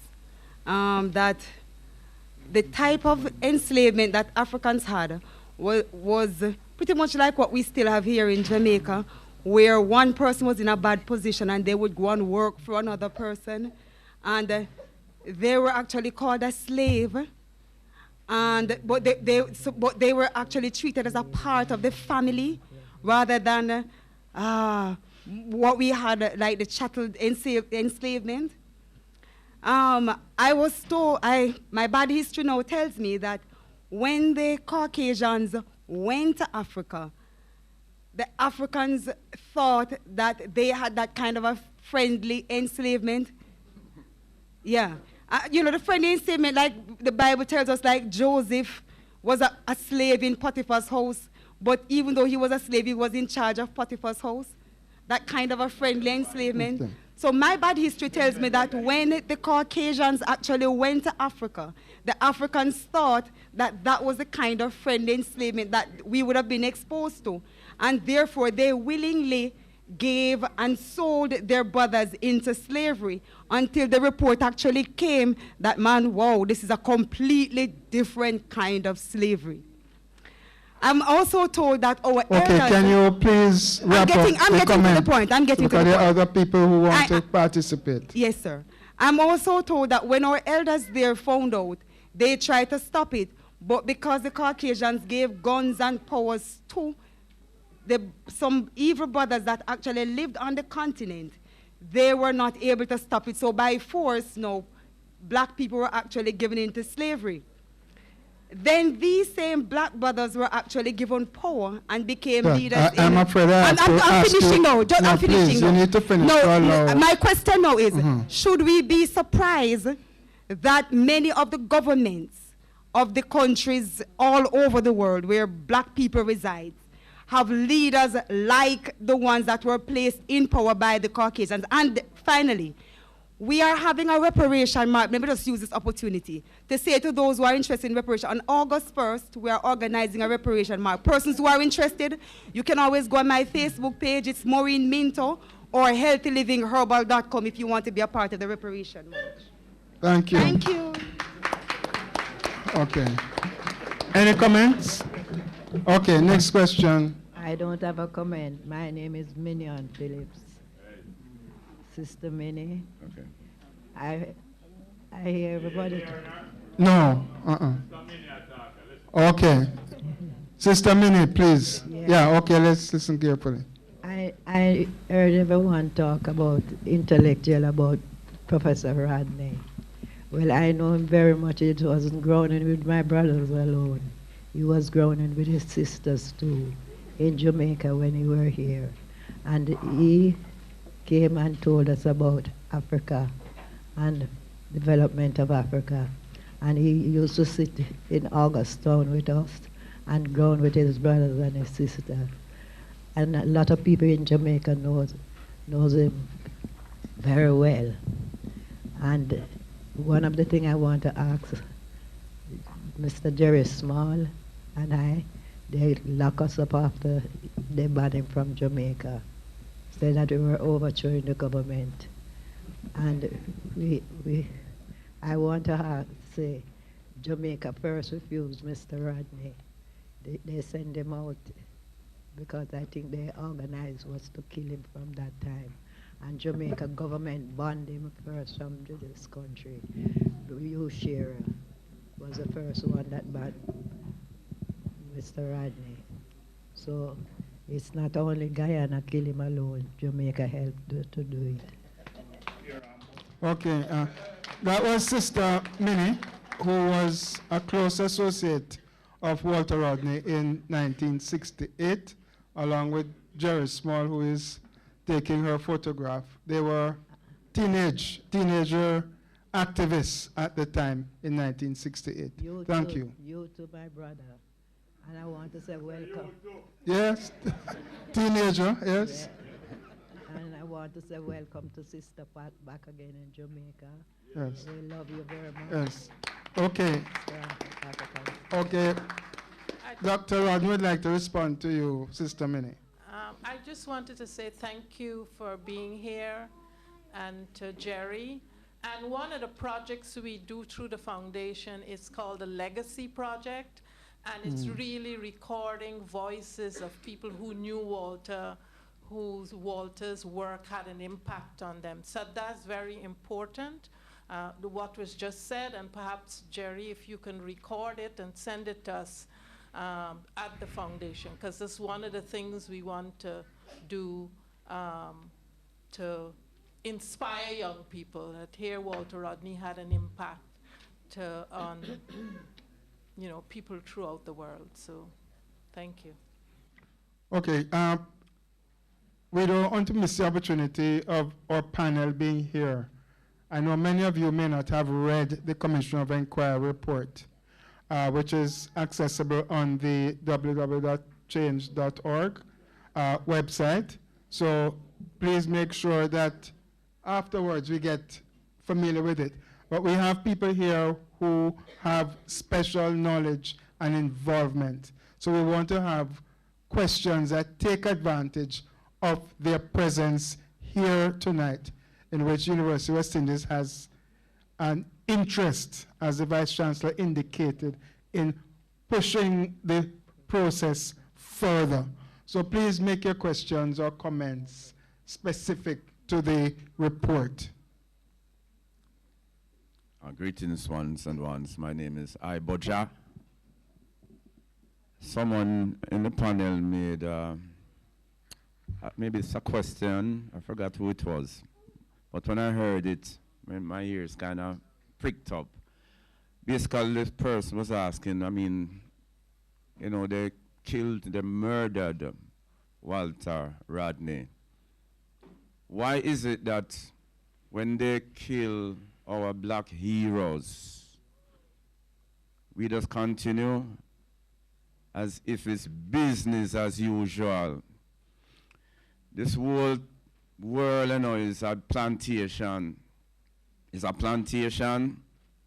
So when we look and we see a representative, one of us stand up and is pulling us together, and then they bump him or her off, why is it that we continue to do what our oppressors want us to do? Consumerism, they want us, they need us. Just that them don't want to get too out of control. you know, so them control us, like population-wise, right? But they need us to continue their economy. So they need our level of consumerism to be up. How many of us have more shoes than we really need? How many of us have more shirts and blouses and this and that than we really need? If we are running down the latest, guess what? Guess what? It don't make no sense. We have all these panel discussions and so forth, and it's good and so wonderful. But our own action every day is supporting, you know, strengthening our oppressors. They need our votes. You know, what do we do? The panelists ask. What do we do? Consume less. Let's go slow. Let's go up and go slow. Consume less. Let us look at where we're spending our dollars. Okay. Your point has been made, sir, about consumerism. Yes. Do you have votes? Okay. Can I ask the panel to respond in terms of what action can be taken? Thank you. Thank you. Okay, so be conscious, you know, when you vote as well. Vote for Rastafari. Okay. No, it's no joke. Allow me to welcome, before our panel response, Mr. Robert Montague, our Minister of National Security. Thanks for coming, sir.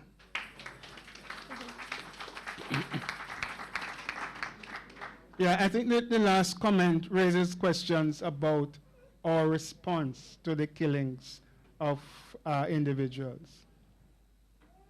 Well, I want to thank the brother to raising the question of putting the killing of Walter Rodney and all those who stand for justice in the wider context of the social system in which we live.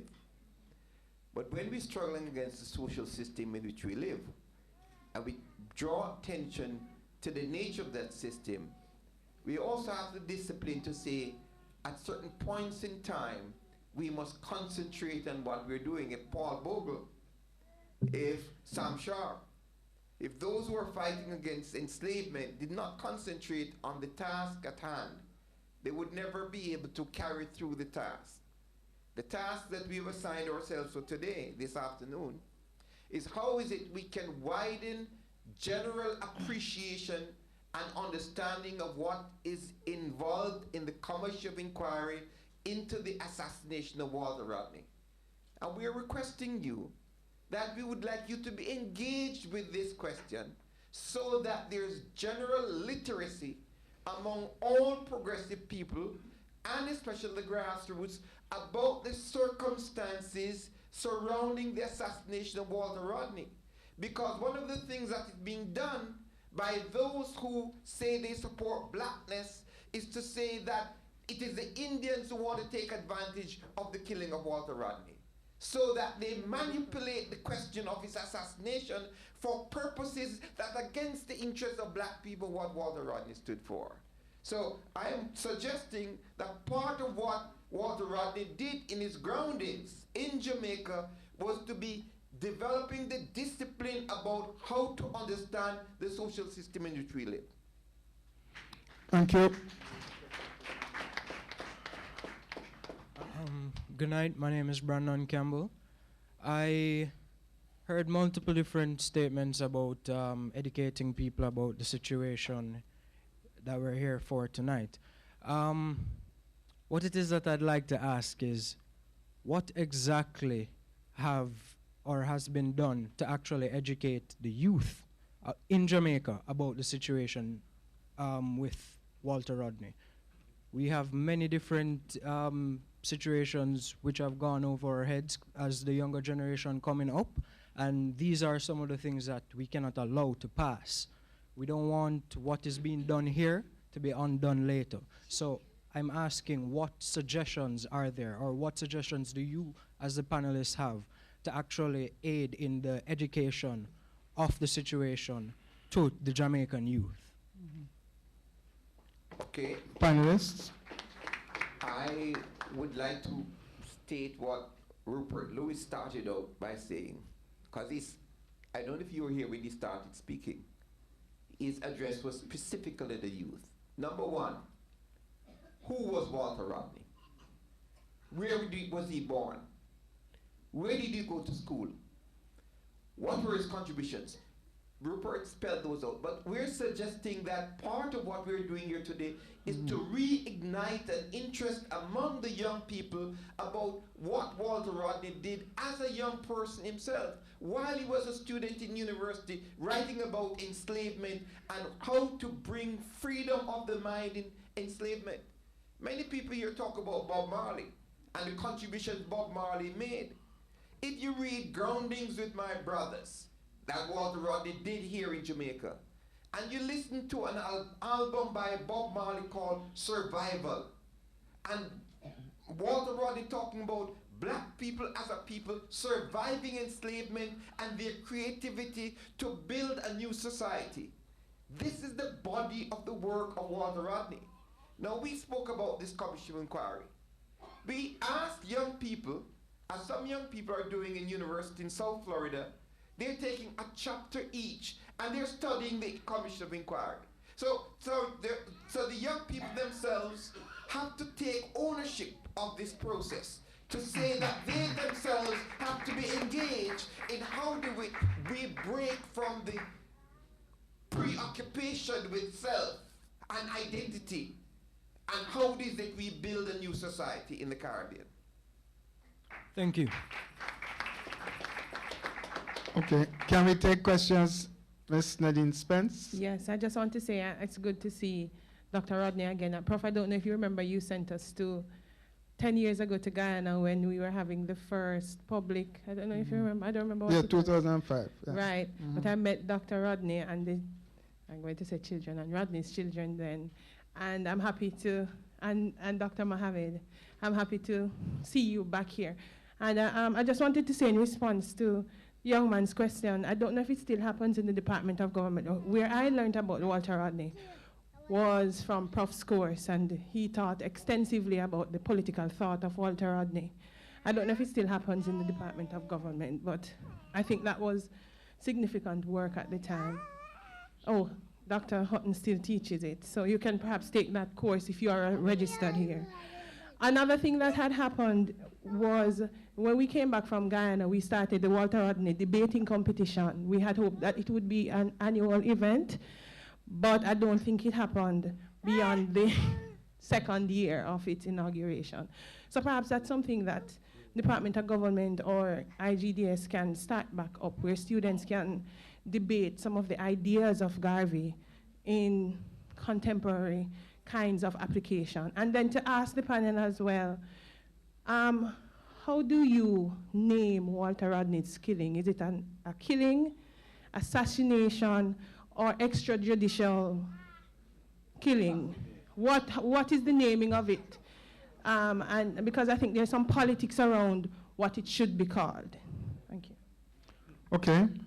I say it's a murder. Walter Rodney was murdered by the state. Whatever other name you want to call it, it was murder. And I mean, we use the word assassination, but if you look in what somebody could be charged of, they can't be charged of assassination. The state can be charged for murder. It's a legal term, so I prefer to use the word murder. Mm-hmm. Okay, Wazir? On the question of what young people can do, all of us were young at one point, and we reached this stage because in the 70s, I was, a teenager, just coming out of high school when Walter Rodney came back to Guyana. And what we had were study circles, study groups, in which we would study his writings so that we understood our own condition. As a teenager, that is what I did. We have to go back, and that is how we build. We have to build ourselves, build consciousness, build institutions, build movements. That is how we address the question of consumerism. That is how we address the question of leaders who are corrupt, who do not represent our interest. We have to study. We have to become conscious. We have to establish study groups and study circles. And organize. We would not have had the Commission of Inquiry report if we did not organize. Because at every step of the way, the Guyanese government put it out that it is a double P who killed Walter Rodney.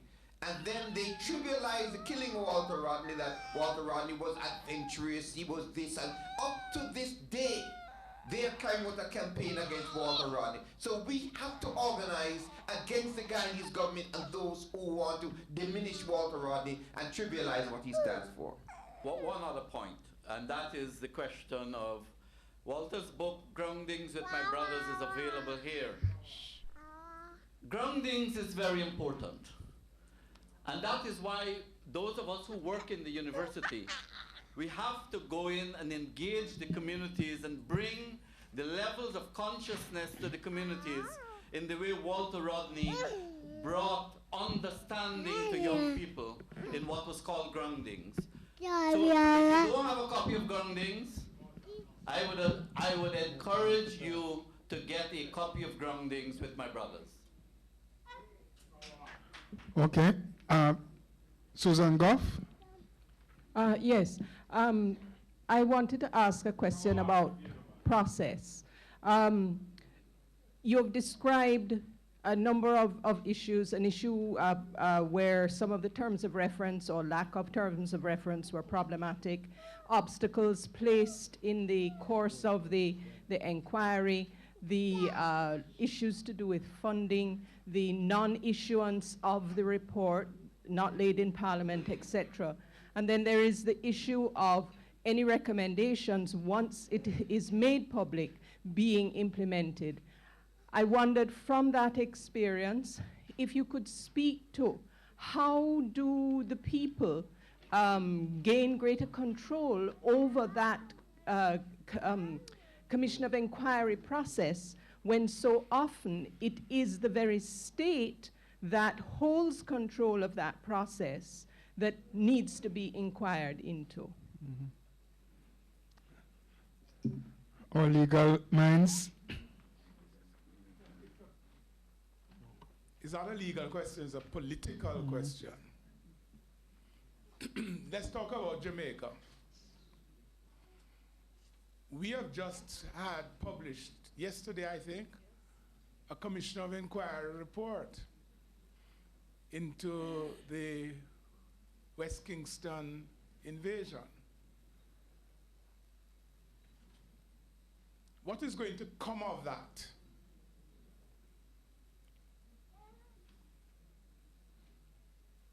Anything? And that is a perennial question. The Commission of Inquiry is set up by the state.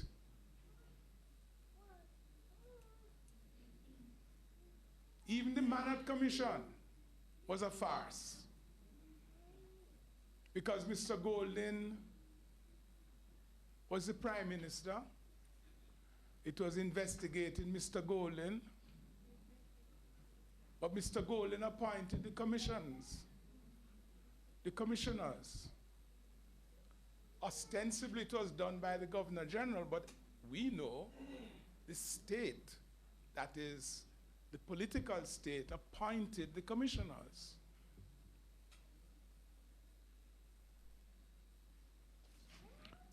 And in the case of Guyana, the commission was appointed by one state, and then the state changed, and that new state tried to frustrate the commission. These are political questions, they're not legal questions. And the answers have to come from the people. I can't say anything more than that. Any other? I would want to add something more to that. I want to reaffirm the point that Richard is making about the political questions. But there are certain things that have to be done right away. Just take what Pat Rodney presented to us today. Pat Rodney presented what was known all along, is that they said that they don't know the circumstances of Walter Rodney's killing. Now, we know that he was murdered. Now, if, my sister, we want to have solidarity with Pat Rodney and the family, we would be making representation to the Guyanese state is to say, what are you doing for restorative justice for that family and for the rest of the Walter Rodney's family? So the foundation that is built and carrying this petition forward about Walter Rodney is asking you to be involved. Donald Rodney in his presentation is asking you to be involved to say his statement as was made to the world that was corrupt and expunged for the record, you should embrace his statement because he is a live person here attesting to the distortions. So we don't have to go to the Commission of Inquiry. We have two live persons here who we can support, not only at the general level in relationship to justice for Walter Rodney, but at the personal level and the family level, what happened to Walter Rodney. I just want to come in here on the question of practically what can be done. I mean, I support what Horace said and what Richard said, but practically, we live in a world which is digital. We live in a digital world where everyone can be a reporter. Everyone have a Facebook account. Everyone have a Twitter account. Each of us can popularize these issues. Each of us can make calls. Each of us could call into a radio station nationwide. There is a program every week on Nationwide that deals with issues like this. Everybody can get involved because we live in a digital world. We can write letters to the newspapers. We can put up personal podcasts online. We don't know when what we say will become viral and will make an impact. So we have to take leadership. We have to empower ourselves. Okay. Can I move to this side for comments and questions? Yes, sir. This other mic, yeah. Yeah, good evening and excuse the situation. But as a baby, you know, I've been up here quite a while, so I'm not going to go for a walk, Mr. Jerry. I have one question. My name is Ras Junigos. I'm one of the secretary of the Rasta movement. And my concern is about the assassination, is that is the commission find any evidence in your studies to relate, as Nana would say, that would incriminate Jamaica as part of the conspiracy behind the whole fullness of what's happening in Guyana? Is Jamaica involved? Panelists, quick answers. The quick answer is that at the level of the execution of the plot to kill Walter Rodney, there's nothing that we've seen to indicate that Jamaica was involved.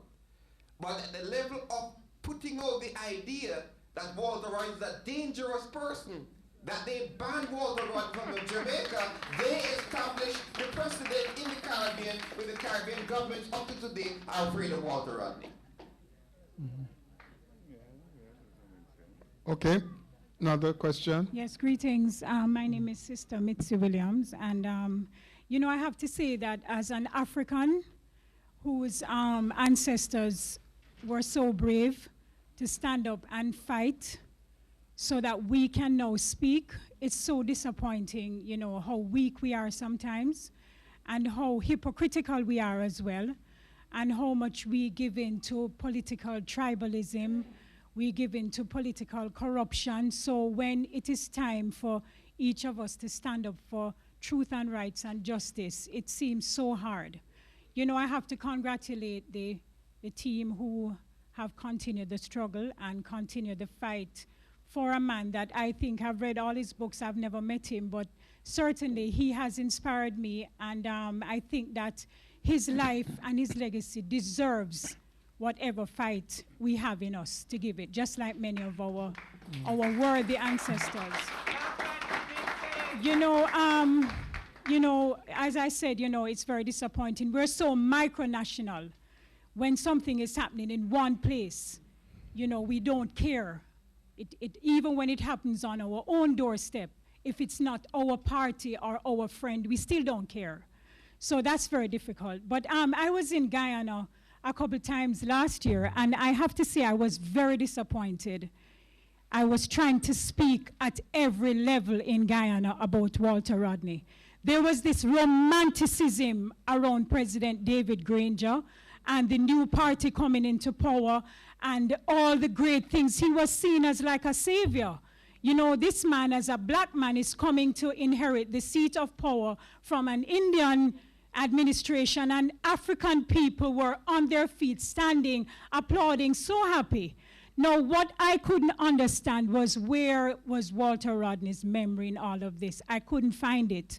I couldn't find his life. I couldn't find his legacy. So what I want to know, Mrs. Rodney, and maybe I don't know because you don't live in Guyana. We're talking about the youth and everything.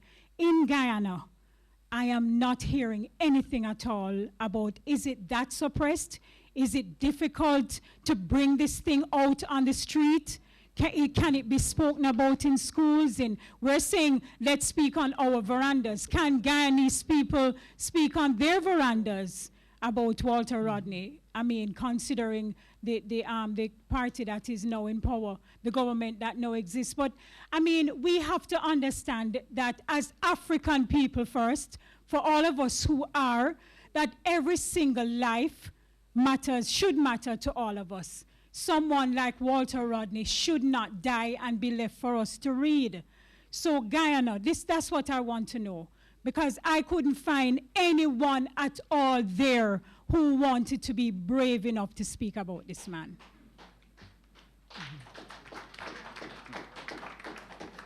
I just want to say that as a Barbadian going into Guyana to do this work, it was astounding how the political divide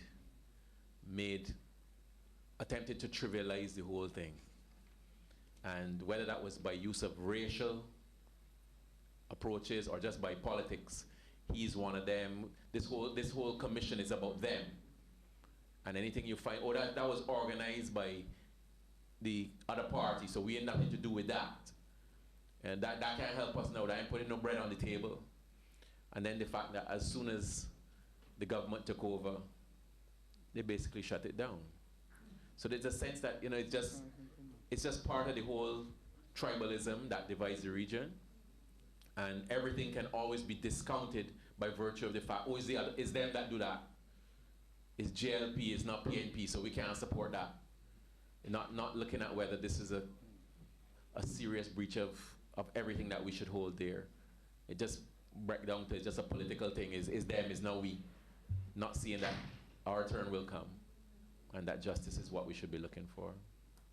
I also wanted to say the suppression of Walter's voice didn't just start when he was killed. Even before, his children's stories about the children of Guyana and understanding your heritage started out by stories he told our children, and then he proposed it as a radio program.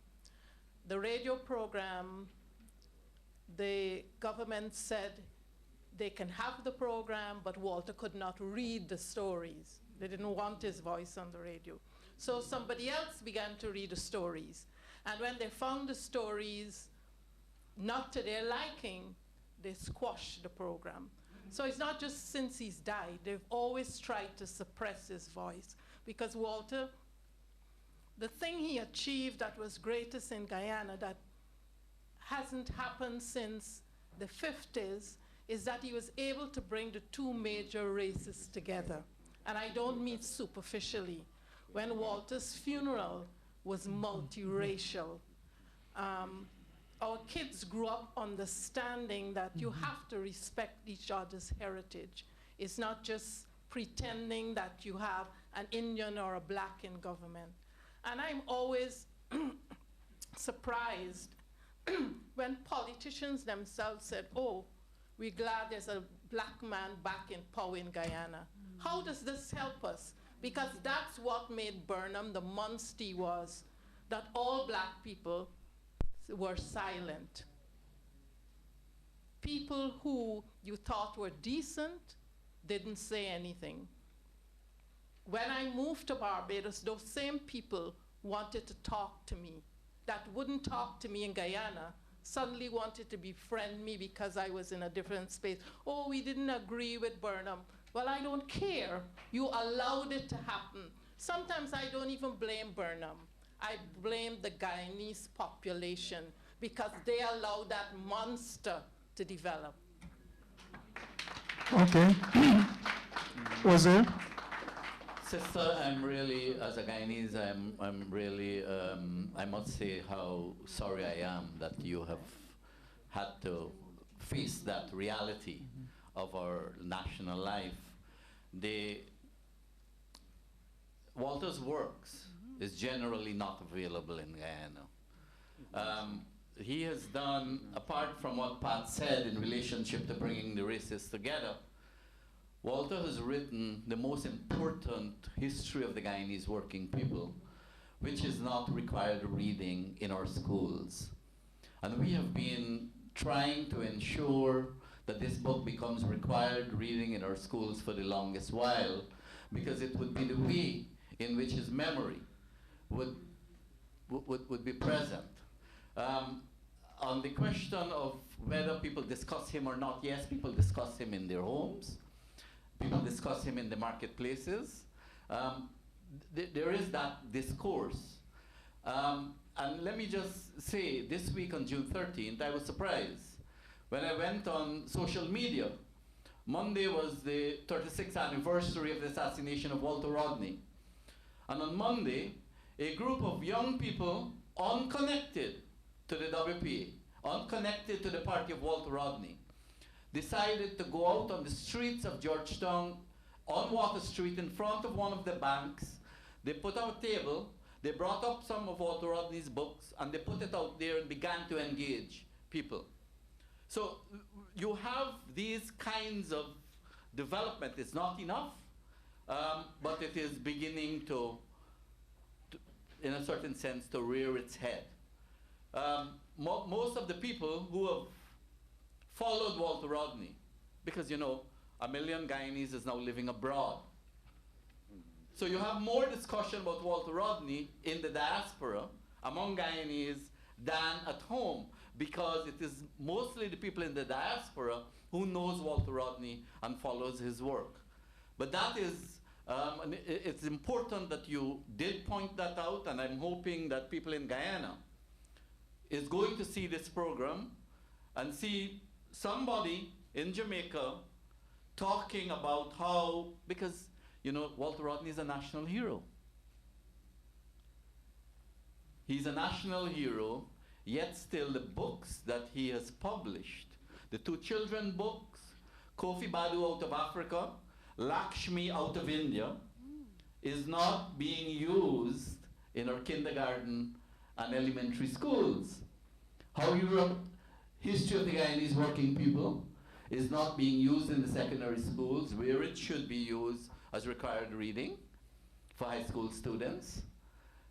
How Europe underdeveloped Africa is not being used, or is being used sparingly at the University of Guyana. Now, on the question of how Europe underdeveloped Africa, it has just gone through its 40th publication. It's being used by universities outside of Guyana and across the world. And so, while his memory is not present in that mass sense in Guyana, his memory is growing across the world. Thank you very much. We're approaching the time when we have to wrap up. So I'm going to ask that the questions, we're going to take all the questions in one moment and allow the panelists to respond to whichever questions they choose to. So please go ahead on that side. Thank you very much. Good evening, all. My name is Sidney Edwards. I would just like to make a quick comment before I ask a question that was somewhat preempted by Dr. Campbell. My comment is that there are several issues involved in Guyana that needs careful examination as to understand why a commission of inquiry took so long to be held. We have to look at the political circumstances in Guyana to find out why among young people, when I say young people, people who are now less than 30 years of age, don't know anything at all about Walter Rodney, hardly anything at all. We have to look at the political dynamics in Guyana to fully understand and so be able to ventilate that particular issue. But what I wanted to bring to the attention of this forum here this evening is that the Commission of Inquiry, unfortunately, I have not had a chance to read the report, but I listened to most of the testimony as it was broadcast live in Guyana. Now, whilst the Commission of Inquiry has finished the report and made recommendations and whatnot, I want to look at some of the consequences of the assassination of Walter Rodney and to see what we can do about alleviating the distress of one particular member of family who was there and who survived that assassination attempt. I mean, I know I am biased. He's been my friend for over 50 years, so I am biased. But I'm speaking basically about Donald Rodney. As you know, he survived that assassination attempt. He survived the assassination of his brother. And he has been the subject of a travesty of justice for the longest while. Without trying to go into any details now and whatnot, I was there when he made his statement. And I can assure you that it was nothing about, of what was reported about confession, and it was nothing of the sort. And I remember overhearing the special prosecutor that was brought in for his trial, quote unquote trial, and I remember him saying that Donald has admitted to his own guilt because he is saying that he gave the parcel to Walter, the parcel exploded, therefore Donald had a parcel of explosives and he was charged with being in possession of explosives. Years later, I had a little dabbling in the law, and I was made to understand there are two concepts, basically. Not only what they call the criminal act, but there must be an intent to commit that act. There must be knowledge. I think the evidence that Donald gave clearly showed that he had no knowledge at all of anything to do with explosives, no knowledge that the explosives was in the device that he gave to his brother. I mention that because the position that Donald is in now requires a legal solution. It was said that Donald lives between Trinidad and Guyana, but the fact is, according to what is presently his legal status in Guyana, he's a fugitive, which means that at any time, his circumstances can be drastically changed in accordance with the law. Donald needs a legal solution, and as far as I'm concerned, that needs to be done with some urgency. So I'm asking for the Committee for Justice for Walter Rodney to also look at some justice for Donald and see what we can do. Thank you. Okay. Good afternoon. I just want to add my commendations to the organizers for putting this forward and to thank the Walter Rodney Commission, the Foundation, yes, to thank the Walter Rodney Foundation for this presentation. My intention when I came up here was to just indicate that as a young person growing up in Guyana, around the time that the assassination took place, I had the opportunity to be, we had the opportunity to sense and to welcome the shifting that he was about to bring about in the country, which was which is untimely death, didn't cause it to come to full fruition. However, as someone who grew up just a street away from where the family lived, I just wanted to say that it remains alive in some of our minds. I was just leaving school around that time when that happened, and that, like others have said, we need to continue to keep it in the forefront, and that the work, some of us will still remember what he has done, and we look forward to the Foundation for Leadership in continuing to keep it alive and in the forefront of the people. Thank you. Thank you. On the other side, can we have a comment, your comment, your question? Thank you, good night, and commendation to the organizers and committee to putting this together. As a young person, quite frankly, I'm kind of tired of the talking. I really want to see some action. I'm just going to read this pretty quick, what I write down just since I came here. First, to the committee member that said that for young people, in his time, they were more responsible and they take it upon themselves to know about these things, about what's going on. That is true and it's commendable. You see, the young people of nowadays, they have so many things working against them. One, them don't even make them like how they used to make them anymore, okay? Young people now, these younger generation nowadays, they are way more smarter, but they are growing up so fast, and they're not growing up first to be children, they're growing up from baby to adult. And one of the things that they have going against them is the bombardment of the social media. That is normally used, that is used as a tool to distract them and mislead them. So, one of the things that has been done, and as a result of that, we've been given Black History as February, which is just 1 month, and we accepted this. Right under our nose, we accepted this propaganda, this crap, and we sell this in our schools to our children that February is Black History Month, and after that, that's it. So, do not be angry with us when we do not know, or some of us do not know or familiar with who Walter Rodney is and some of his work, because the information is not being put there. Now, you said it's our responsibility to take it up. It is true, but if the information has been hidden, what is there to motivate them and encourage them? There's so many other great people apart from Marcus Garvey, Malcolm X, and the rest. Here's Walter Rodney. How many young people know about him? And now is the time. The harvest is ripe, I'm telling you. There's a lot of young people seeking the truth. They're getting awakened. We'll have to take advantage of it. And I think one of the first things we need to do, get rid of this crap about Black History Month is February. Black History Month is every goddamn day of our life. We'll have one of the richest history. We'll have one of the richest history. From our Egyptian, from Kemet, being the first race on planet Earth. They need to know this. And I believe if they know just how great they are, you see a whole lot of change in their character, in their performance in school, and just that self-responsibility that you're talking about. Put the information out there so we can use it. Thank you. Thank you. In response to you, if you just type in the name Walter Rodney, there's so much information out there. There's a lot of information, good information. Very good. And my response to that is, how many young people is going to be motivated to even look up Walter Rodney? There you go. Put the thing out there. Let it become attractive to them. They're attracted to different things. They can tell everything about a Kardashian, but they cannot tell you anything about ancient Egypt. Okay, 2 final comments, questions. Yeah, greetings, everyone. Three, and then we have to wrap up. Greetings, everyone. I'm here representing iNation Books, iNation Music / Inner City Dub. There's the flyer. Just on Monday last, we had that event. And if you notice, it said Walter Rodney 36 Memorial, Soweto.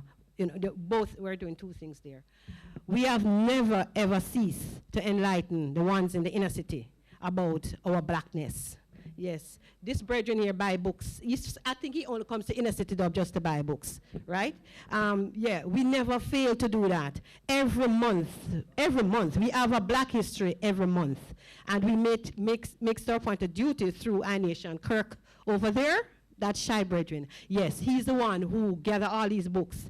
He has been around so long. People, I send these postings on Facebook, and people from Africa wants to know how to get these books all over. He has a way. You have to ask him how he get these books, and always enlightening the inner city dub. Everyone, but he's in the inner city, and he thinks it's very important because he can match his lifestyle with Dr. Walter Rodney.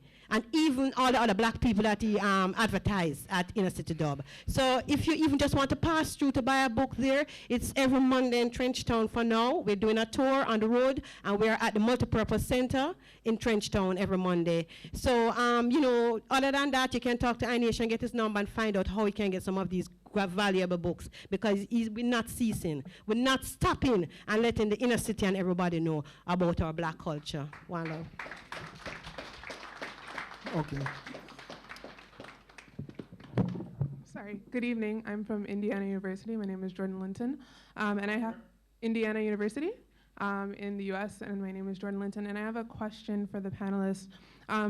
Based on you guys were talking about the implications of the state, and so I wanted to know, is there scope for this report or the information in this report to make a case for the CCJ or the Caribbean Court of Justice? So is there scope for the stuff in the report to go there, and is there anything being done to be able to do that? Thank you.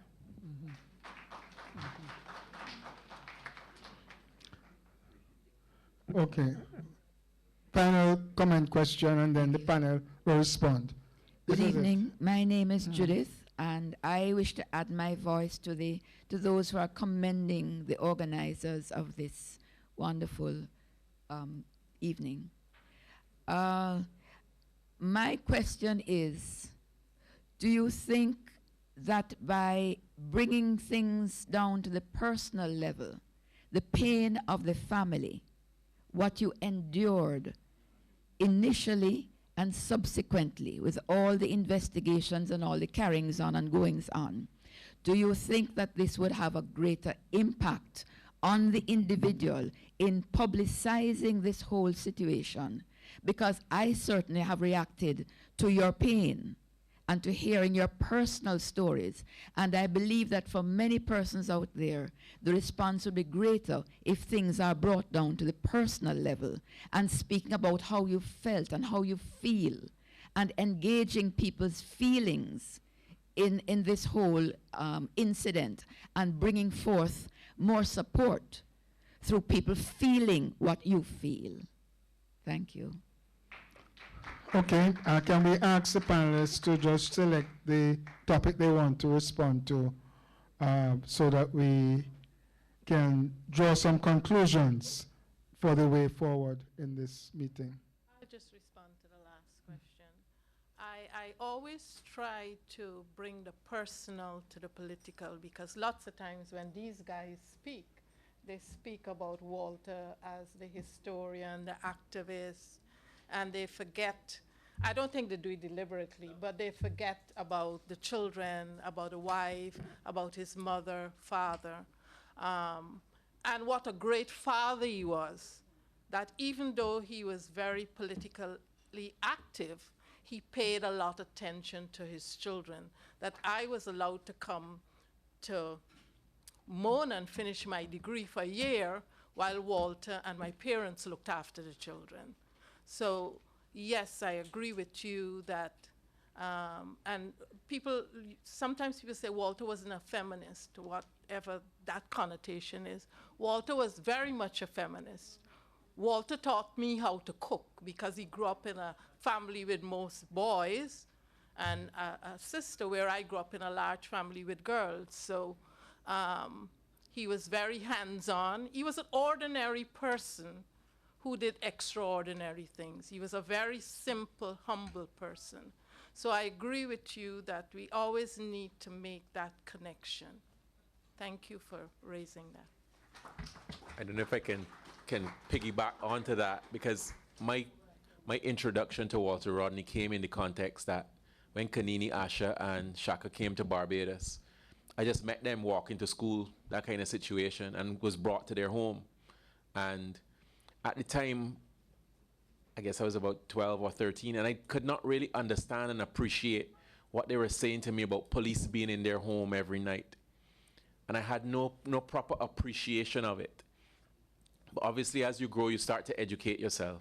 But then when the commission of inquiry actually was going on, and I'm there as counsel, supposed to be a lawyer with proper deportment and so on, and I'm hearing of these things and acknowledging that these were crimes committed against my friends, it was extremely difficult and challenging for me. So that personalizing it is extremely important in bringing the idea home to young people, especially, I feel, because it was one thing to do, to do a case, you pick up a brief and you're going to read it and you start talking your talk or whatever. But to understand and appreciate that this was what was done to my friends, and that as a little 13-year-old boy, laughing and joking with them, I did not understand and appreciate their grief at all properly until nearly 30-something years had passed. So I think that's extremely important. Let me just come in on the personal issue also, because my mother died 2 years ago. And when I spoke at her funeral, I talked about the fact that, about her character. Because sometimes we don't talk about the family and the involvement of the family in the political process. When Walter was killed, my brother was in hospital because he was tortured by the police. They broke his sternum. And Walter had sent me into self-exile internally. And so she had 2 sons. One was in hospital, and she did not know where I was. And when I was looking over, and this is what I said at the funeral, I said, when I looked over, the crowd following the body of Walter Rodney, there was my mother in the middle of that crowd.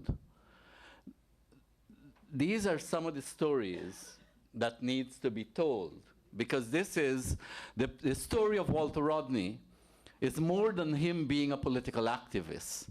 He was a human being that attracted people who were not political activists. He attracted the population. I was outside the court on the day that Richard Small was the lawyer, on the day he was freed by the magistrate in the arson trial.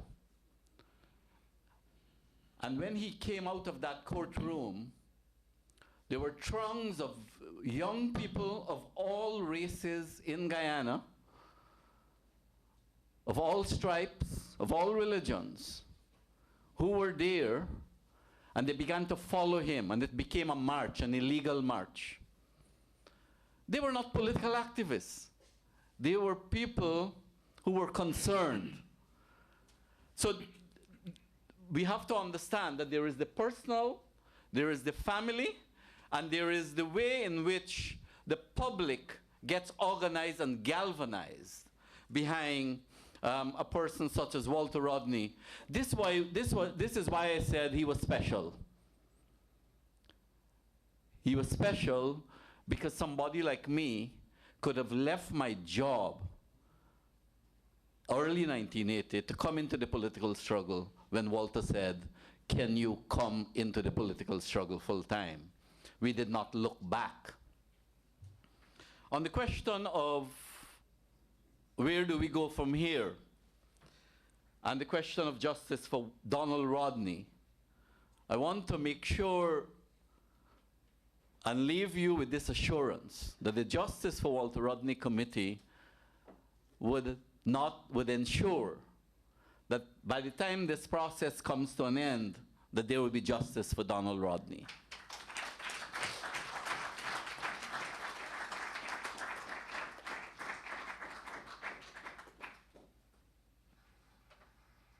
Colleagues, friends, we are in the regional headquarters of the University of the West Indies, and it's an appropriate venue on which we are discussing a regional matter, regional issue. I think the conclusion that we have is that we should take some action.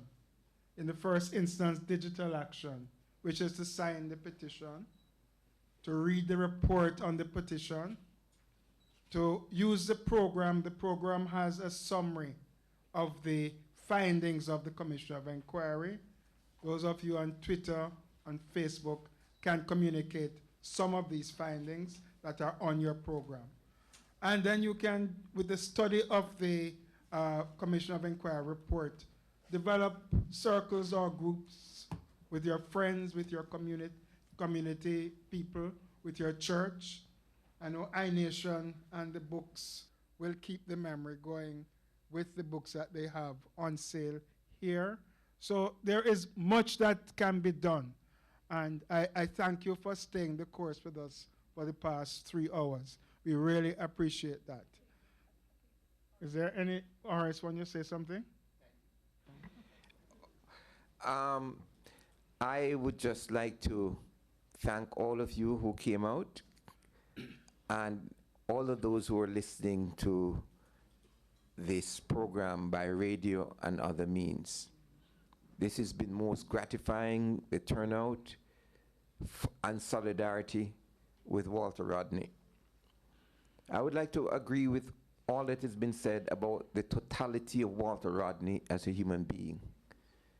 That one should not make an effort to compartmentalize him. That Walter Rodney was a person who struggled for dignity, and you cannot separate your dignity in the home from the dignity in the public sphere or at work. And those of you who have heard what Pat had to say about Walter Rodney, and she has shared with you the pain of the family and what the family has endured.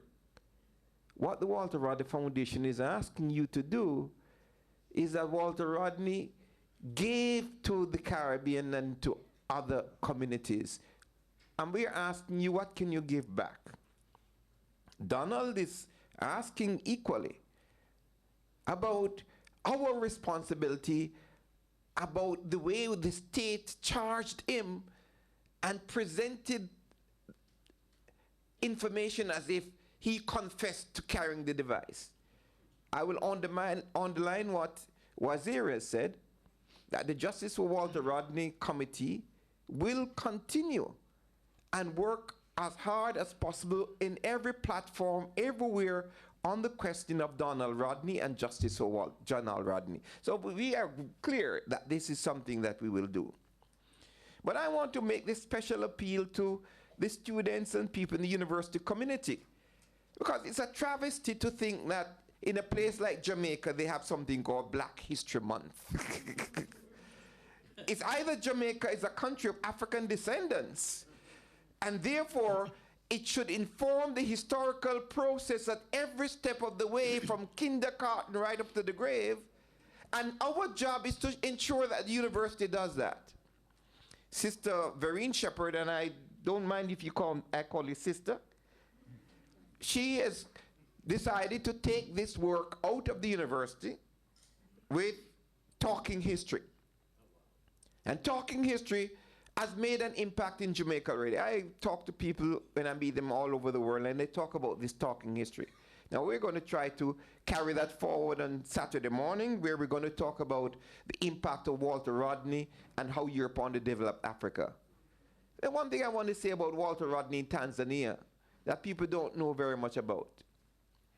The rewriting of the history textbooks in Tanzania and the work that Walter Rodney did in the History Teachers Association and going to meeting of teachers who are writing textbooks, so that if Tanzania is stable today, it is because there was an undertaking by the Tanzanian people to rewrite their history about what it represented. And Walter Rodney was very much a part of that.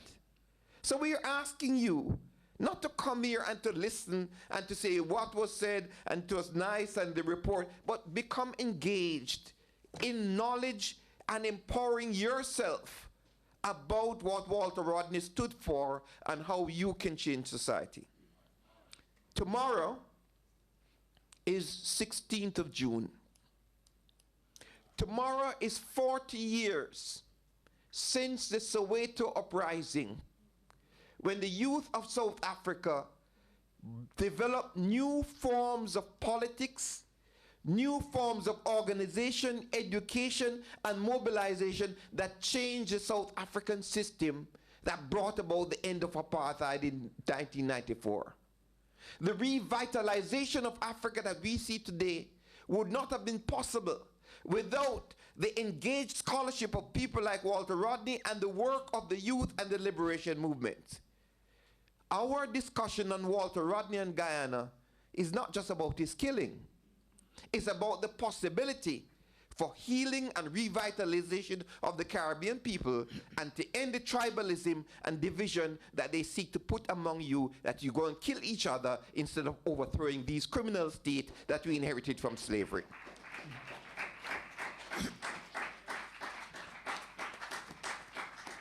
Okay, and on that note, it is only left to me to give you the good news that the organizers have thought of everything. And there is food in the cafeteria when downstairs. I know. Before the vote of thanks, we have to tell you about the food.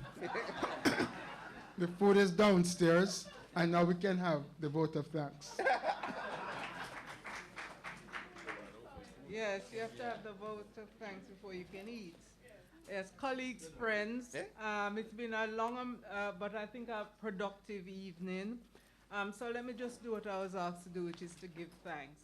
First of all, I want to thank the panel, Dr. Patricia Rodney, Mr. Donald Rodney, Professor Horace Campbell, Dr. Wazir Mohammed, Mr. Andrew Pilgrim, Mr. Richard Small, of course, Professor Shepherd there, and Professor Rupert Lewis as moderator.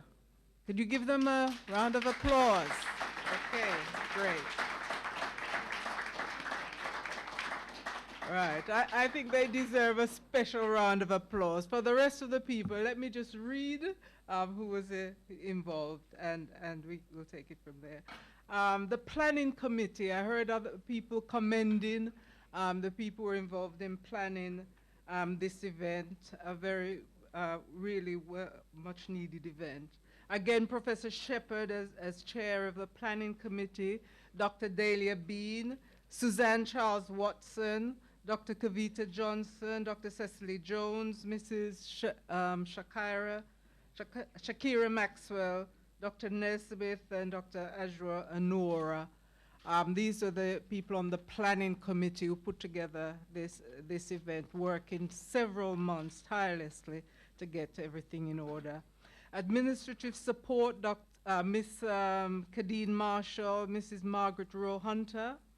The offices involved, as you were told, there are several different parts of the university came together. The Office of the Vice Chancellor, we want to thank the VC for his contribution and the message that he sent to us. The Department of Government, the Mona unit of the IGDS, the Institute for Gender and Development Studies, and the coordinating office of the IGDS.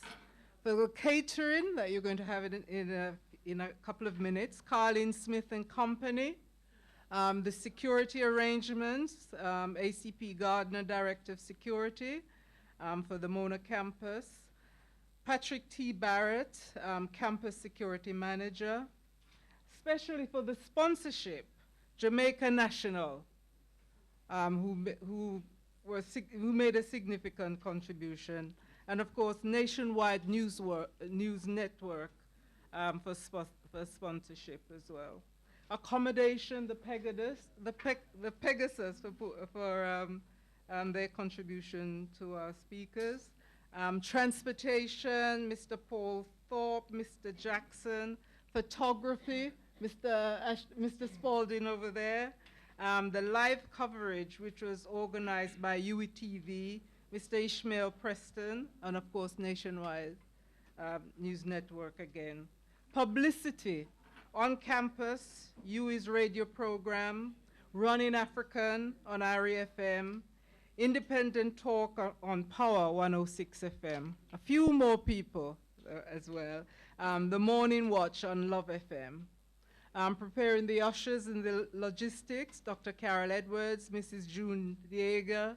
For the venue, the VC's office, Mrs. Florence Francis for making the arrangements. For setting up the room, we have Mr. Plunkett and Mr. Cameron. For the technology, the office of the chief, I think it's the CIO, the Chief Information Officer. The drummers that greeted you when you came in, the Rastafari drummers. Mystic Revelations of Rastafari. I didn't know who they were. All right. And lastly, there's a lot of people involved, so I had to give due credit and let you know a lot of people are involved in making this event possible. And of course, it is only possible in the end because you all came out. So I want to thank you all for coming out, for your support, your interest and your commitment, and your willingness to take it to the next level and to be engaged. So thank you very much. Thank all of you. Good night, and I'll see you downstairs with the refreshments.